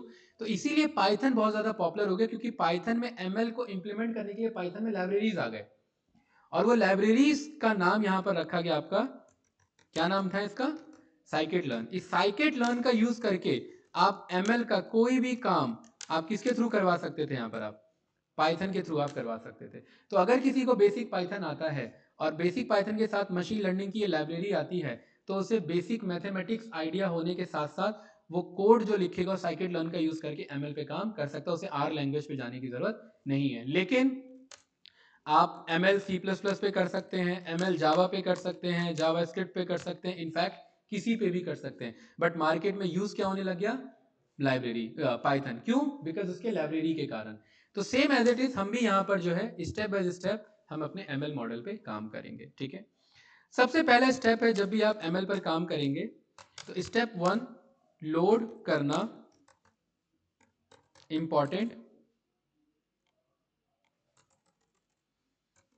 इंपॉर्टेंट मॉड्यूल्स को लोड करना।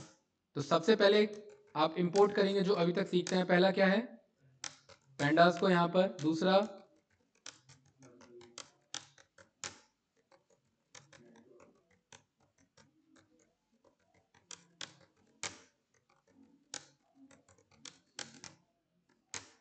ठीक है, ये तो हो गए डेटा एनालिस्ट वाले। अभी मैंने बताया कि एमएल पे काम करने के लिए हमें पाइथन में साइकिट लर्न की ये जरूरत पड़ेगी। तो साइकिट लर्नर बहुत बड़ा लाइब्रेरी है। जब मॉड्यूल बहुत बड़ा हो जाता है उसी को लाइब्रेरी बोलते हैं, ठीक है। जैसे आपके दिल्ली स्टेट है, स्टेट जब बहुत बड़ा हो जाए तो वही देश बन जाता है। भाई इंडिया को स्टेट बोल सकते हैं नहीं, क्योंकि ये बहुत बड़ा हो चुका है, ठीक है। और वही शहर जब बहुत बड़ा हो जाता है तो स्टेट बन जाता है। तो ऐसे ही मॉड्यूल जब बहुत बड़ा हो जाता है तो लाइब्रेरी कहते हैं उसे, ठीक है। ये बेसिक छोटे छोटे डिफरेंस है जो बंदे फंस जाते हैं इंटरव्यू टाइम में एक्सप्लेन करने में, ठीक है। एक लाइब्रेरी के अंदर बहुत सारे मॉड्यूल्स होते हैं, ठीक है। और मॉड्यूल के अंदर भी बहुत सारे मॉड्यूल हो सकते हैं, तो वो बड़ा मॉड्यूल होता है हमारा। और मॉड्यूल के अंदर बहुत सारे पाइथन के या किसी भी लैंग्वेज के फंक्शंस यानी कोड लिखे होते हैं, क्लास लेवल के कोड लिखे होते हैं। तो साइकिट लर्न एक बहुत बड़ा लाइब्रेरी मॉड्यूल है यहाँ पर। तो एसके लर्न के अंदर जाएंगे और एसके लर्न अभी हम पहला जो प्रॉब्लम यहाँ पर सॉल्व करें that is called linear regression problem. Regression क्यों?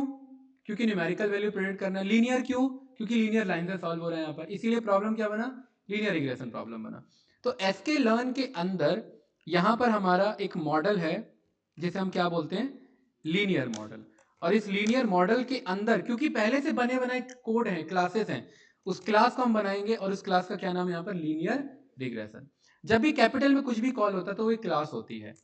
और ये बात आपने सीखा हुआ है, क्लास को मंगाने के साथ साथ हम उस पर आगे ऑब्जेक्ट बना के उस पर काम करते हैं। एक और मॉड्यूल को इंपोर्ट करना है जिसे हम बोलते हैं वार्निंग्स, क्योंकि इसमें फ्यूचर वार्निंग्स आती रहती हैं। यहाँ पर वार्निंग्स में जा करके फिल्टर वार्निंग्स का आप यूज करके आप इसे क्या कर सकते हैं? यहाँ पर इग्नोर कर सकते हैं। काम के मॉड्यूल इसमें और भी हैं, आप यहाँ पर इंपोर्ट करा सकते हैं। किसे? ओएस को इंपोर्ट करा सकते हैं, टाइम को, अगर रिक्वायर्ड पड़ेगी टाइम की, वैसे रिक्वायरमेंट नहीं है अभी। और यहाँ पर आप फाइनली लिख सकते हैं ऑल मॉड्यूल लोडेड सक्सेसफुली।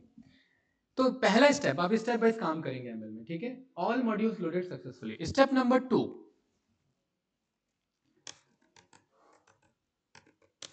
पहले ही दिन हमारा प्रोजेक्ट चल रहा है और प्रोजेक्ट यानी स्टेप के अकॉर्डिंग हम यहाँ पर काम करेंगे। डेटा आपका, इसे हम बोलते हैं data loading and pre processing, ठीक है। DING and pre processing. अब डेटा तो है नहीं क्योंकि एमएल के लिए हमें डेटा चाहिए, तो डेटा कहां से लाएं? तो फिलहाल के लिए हम एक डमी डेटा बनाएंगे जो कि कुछ इसी से रिलेटेड होगा, ठीक है। तो डमी डेटा बनाने के लिए हमने पांडास वांडास ये सब सीखा हुआ है, इसी का यूज करके बनाएंगे। तो एक मैं यहाँ पर डेटा बनाता हूं जो कि डिक्शनरी का यूज होगा, स्टडी आवर्स। और यहां पर मैंने एक डेटा ले लिया कि बंदा 1 घंटा पढ़ता है, 2 घंटा, 3 घंटा, 4 घंटा, 5, 6, 7, 8, आपका 1 मिनट, इसे क्या हो गया? हैंग हो गया, थोड़ा वेट करना। हाँ 9, और जानबूझ के मैंने 10 नहीं लिया अभी, ठीक है, रीजन बता रहा हूं।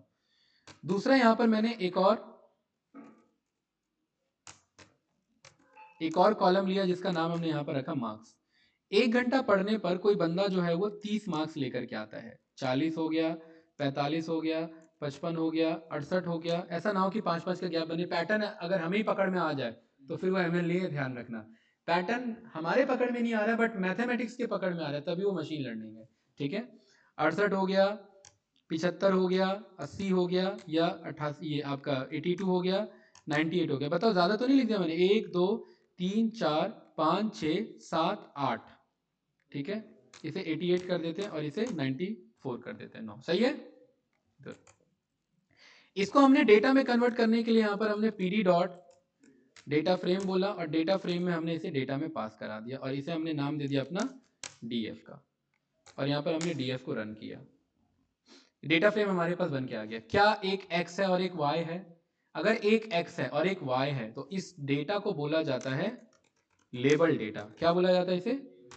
लेबल डेटा का मतलब है कि हमारे पास एक x है, x का मतलब हमें पता है कि इनपुट क्या है, ठीक है। और लेबल इसे इसलिए बोला जाता है क्योंकि हमारे पास y है। अगर y हमारे पास नहीं है तो ये अनलेबल डेटा है। क्योंकि इसमें y है तो ये हमारा क्या होगा? एक लेबल डेटा। लेबल मतलब पहले से ही पता, जैसे ये चेयर कौन से कंपनी की है? नहीं पता। क्यों? क्योंकि कंपनी का लेबल नहीं है। वही अगर पता होगा तो आपके लिए प्रिडिक्शन करना, इसका प्राइस बताना इजी होगा। कैसे? अगर मैं इसके आगे कोई ब्रांडेड मॉडल का नाम लगा दूं तो इसका प्राइस महंगा हो जाएगा, भले ये चेयर का क्वालिटी कुछ भी हो। और वही अगर लोकल लेवल लगा दूं तो इसका प्राइस गिर जाएगा। यानी इसका प्राइस वेरिएशन डिपेंड हो रहा है इसके लेबल पे। तो सेम एज इट इज यहाँ पर y को ही लेबल बोला गया है, ठीक है। और ये लेबल का मतलब ये मेरा क्या होगा, आपका आउटपुट डेटा होगा। कोई कंफ्यूजन इसमें? तो ml में अगर मेरे पास x और y है तो इट मीन्स मेरा लेबल डेटा है ये, ठीक है। डेटा फ्रेम मेरा बनकर के आ गया। डेटा फ्रेम आने के बाद ml में आपका मेन काम होता है डेटा को दो पार्ट में डिवाइड कर देना। पहला पार्ट होता है x पार्ट, दूसरा पार्ट होता है y पार्ट। तो इस पार्ट को डिवाइड करने से पहले हम एक छोटा सा स्टेप करते हैं जिसे हम बोलते हैं EDA। वैसे ये डेटा बहुत ही ज्यादा छोटा है बट फिर भी हम यहाँ पर एनालिसिस कर रहे हैं क्योंकि डेटा एनालिसिस में पढ़ा हुआ है आपने। तो इस स्टेप 3 को क्या बोला जाता है? EDA। EDA का मतलब exploratory data analysis. Exploratory data analysis मतलब डेटा को एक्सप्लोर करो। क्या एक्सप्लोर करो? कि भाई डेटा का शेप क्या है, 9 रोज हैं, 2 कॉलम है। डेटा में कितने कॉलम्स हैं? डेटा में 2 कॉलम है, स्टडी आवर्स और मार्क्स। डेटा का इंफॉर्मेशन क्या है? क्या कोई डेटा में नल तो नहीं है? क्या कोई डेटा में, अभी तो हमने बनाया तो ब्लैंक ब्लैंक नहीं होगा, लेकिन फिर भी ये करना है कि हाँ ये 9 डेटा है, दोनों इंटीजर है, ठीक है। अच्छा, ये डेटा हमने क्यों रन किया? क्योंकि machine learning only works with numerical data. ये यहां पर आकर के हमें चेक करना है। अगर मशीन लर्निंग में x अगर हमारा न्यूमेरिकल नहीं है तो ये हमारे लिए प्रॉब्लम है। इफ अगर कोई भी डेटा या मेरा इनपुट डेटा अगर मेरा न्यूमेरिकल नहीं है, टेक्सचुअल निकल गया, तो उसे हमें क्या करना पड़ेगा सचिन? उसे हमें कन्वर्ट करना पड़ेगा। किसको? भाई प्रॉब्लम तो मना नहीं कर सकते, तो टेक्सचुअल डेटा को किस में कन्वर्ट करना है हमें? और ये हम सीखेंगे आगे, जिस टेक्निक का नाम है, ये सब इंटरव्यूअर पूछता है आपसे, क्या कहते हैं इसे? फीचर इंजीनियरिंग, ठीक है। ये सब पूछा जाता है, ईडीए क्या है, फीचर इंजीनियरिंग क्या करते हैं उसमें। फीचर इंजीनियरिंग में मेन काम क्या है? यही काम है मेन काम, कि अगर गलती से टेक्सचुअल डेटा एमएल पे आ गया तो टेक्सचुअल डेटा पे एमएल काम नहीं करता, तो हमें क्या करना पड़ेगा उसे? तो ये फीचर इंजीनियरिंग के थ्रू करना पड़ेगा। ये सब स्टेप का पार्ट है। हाँ ये फीचर ये है सब एमएल के अंदर ही, बट ये एमएल में फीचर इंजीनियरिंग एक अलग से, जैसे ये स्टेप चल रहा है ना स्टेप 3, ऐसे एक स्टेप 9 चल रहा होगा, 10 चल रहा होगा फीचर इंजीनियरिंग, उसके अंदर ये काम करते हैं। बट अभी तो इंटीजर है तो हमें कोई लेना देना नहीं है इससे, ठीक है। हाँ ध्यान रखना, मैंने x के लिए बात बोली है, ये बात मैंने y के लिए नहीं बोली है। तो क्या ये बात y के लिए वैलिड नहीं है क्या? ये y के लिए भी वैलिड है, ध्यान रखना, ठीक है। तो मैं यहाँ दोनों लिख देता हूँ, x और y। कोई भी डेटा हो, मशीन लर्निंग किस पे काम करता है? न्यूमेरिकल डेटा पे। और मशीन लर्निंग ही नहीं, सब कुछ, ये पूरा फील्ड, ये पूरा फील्ड मैथमेटिक्स के चक्कर में, ये पूरा फील्ड न्यूमेरिकल पे ही काम करता है, ठीक है। कुछ भी आप यहाँ से कुछ भी पढ़ोगे, आगे जाकर के जेने तक भी जाओगे तो वो सब न्यूमेरिकल पे ही है। टेक्सचुअल डेटा का यूज तो है बट उसे समझने के लिए हम न्यूमेरिकल में ही कन्वर्ट करते हैं, नेग्लेक्ट नहीं करते उसे, ठीक है। अच्छा, और हमने जाना हुआ है ईडीए में कि हम कोरिलेशन चेक कर सकते हैं, ये सब पढ़ा हुआ है। अच्छा देखो, कोरिलेशन आ रहा है, वही जो हमने जाना था, 3 तरीके का कोरिलेशन। क्या होता है? पॉजिटिव और नो, यही होता है ना। पॉजिटिव कोरिलेशन का मतलब है कि पॉजिटिव में आंसर होगा, अब पॉजिटिव में आंसर होगा मतलब एक के बढ़ने पर दूसरा बढ़ रहा है। तो देखो, खुद का खुद से कोरिलेशन नहीं होता। जैसे आपके नजर में आपकी क्या वैल्यू है बताओ? किसी के नजर में किसी की खुद की वैल्यू तो 100% होती है। तो स्टडी आवर्स का स्टडी आवर्स से कैसा कोरिलेशन होगा? 1 का मतलब 100% है। अब आपके नजर में दूसरे की क्या वैल्यू है वो मैटर करता है, वो डिपेंड करता है, ठीक है। तो वही कोरिलेशन है, ठीक है। अगर ज्यादा वैल्यू है इट मींस आपकी बॉन्डिंग है, नहीं वैल्यू है तो कोई लेना देना नहीं है आपको। तो वो कोरिलेशन ही तो एक्चुअली नेचर से ही सब कुछ सीखा हुआ ह्यूमंस ने। अगर आप नेचुरली एग्जांपल लेके चलोगे तो सब कुछ याद रहेगा ये, ठीक है। एक मैं बुक पढ़ रहा था, उस बुक में लिखा था कि अगर आपको कुछ भी याद करना है तो आप पैटर्न में उसे याद रखिए। पैटर्न मतलब रियल लाइफ जो आप एग्जांपल्स देखते हैं उनसे रिलेट करके रखोगे तो याद रहेगा, ठीक है। जैसे दोस्ती भी 3 तरीके की होती है, पॉजिटिव दोस्ती, नेगेटिव दोस्ती और होती ही नहीं है। तो पॉजिटिव दोस्ती अगर वैल्यू है बहुत ज्यादा है, दोनों का कोरिलेशन बहुत ज्यादा है, इट मींस बहुत ज्यादा हाईली फ्रेंडशिप है, यानी हाईली कोरिलेशन है। और दुश्मनी भी वैसी होती है, यानी नेगेटिव दोस्ती है। और नेगेटिव की वैल्यू अगर -1 आ रही है यानी बहुत पक्की दुश्मनी है, और मुझे फर्क ही नहीं पड़ता सामने वाला क्या कर रहा है। जैसे वो वाले कंपनी के लोग क्या कर रहे हैं अभी, मुझे कोई फर्क नहीं पड़ता, तो वो क्या है? वो नो कोरिलेशन का है, ठीक है। तो कहीं ना कहीं चीजें नेचुरली आप ऑब्जर्व करोगे तो रिलेट कर पाओगे। तो ये डीएफ डॉट कोरिलेशन से हमने ये पता कर लिया। उसके बाद आपने ये जाना था कि आप कि ये ईडीए का पार्ट है, तो यहाँ पर आप डिस्क्राइब करते हैं। ईडीए में बहुत कुछ आता है, अभी मैं ईडीए लेके बैठ जाऊंगा तो पूरा क्लास ईडीए पे निकल जाएगा। अभी हम पे अच्छा टाइम वाइम हो चुका है, ठीक है। तो थोड़ा सा बता देता हूँ, इसमें डीएफ में यहाँ पर हम आ गए, और इसमें आने के बाद जो है हम अपने डेटा को 2 पार्ट में डिवाइड करते हैं। देखिए यहाँ से ईडीए पार्ट में आप पे छोड़ रहा हूँ, ठीक है। एक बार थोड़ा ट्राई करना, अगर नहीं होगा तो मैं कल बता दूंगा, ठीक है। ये काम करते हैं, कल ही कर लेते हैं, अभी थोड़ा है, थोड़ा फ्लो में है ना, थोड़ा फ्लो में मेंटेन रहेगा, क्योंकि आप एक फ्लो समझ पाओगे ईडीए में यहाँ पर क्या क्या रहता है। जैसे मेरे पास ये 2 डेटा है ना, तो 2 डेटा में भी हम ये समझते हैं कि हमारे पास न्यूमेरिकल डेटा है, तो यहाँ पर हम फॉर लूप चलाते, और फॉर लूप चला करके ये जो मेरा मार्क्स है, मैं मार्क्स के डिस्ट्रीब्यूशन को चेक करता। तो मैं यहाँ पर बोलता डेटा फ्रेम पर जाओ, और डेटा फ्रेम पर जाने के बाद मुझे पता है हर एक आई मेरा कॉलम है, इतना बेसिक पाइथन आपको आता होगा, ठीक है। तो यहाँ पर आप बोलते हैं कि भाई मैटप्लॉटलिब में जाओ, और मैटप्लॉटलिब में हमारे पास क्या आ जाता है, एक हमारे पास हिस्टोग्राम आ जाता है, और हिस्टोग्राम में हमने बोल दिया कि डीएफ के आई, डीएफ का आई मतलब डेटा फ्रेम के आई कॉलम का हिस्टोग्राम यहाँ पर बना दो, और इसका कलर जो है यहाँ पर आप आकर के रेड कर देना, और इस ग्राफ को यहाँ पर जो है वो शो करा देना।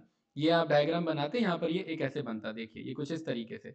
और यहाँ पर टाइटल वाइटल, अभी तो बहुत छोटा डेटा है तो ये उतना क्लैरिटी नहीं आ रहा है, और यहाँ पर आप ऐसे लिख सकते थे एनालिसिस 4, और यहाँ पर आप आई को लिख सकते थे, आई मतलब यहाँ पर आपका ये कॉलम, तो ये कॉलम आपको बता देगा। देखिए एनालिसिस फॉर स्टडी आवर्स, ज़्यादातर जो है बंदे 5 से 9 घंटे पढ़ रहे हैं, ठीक है।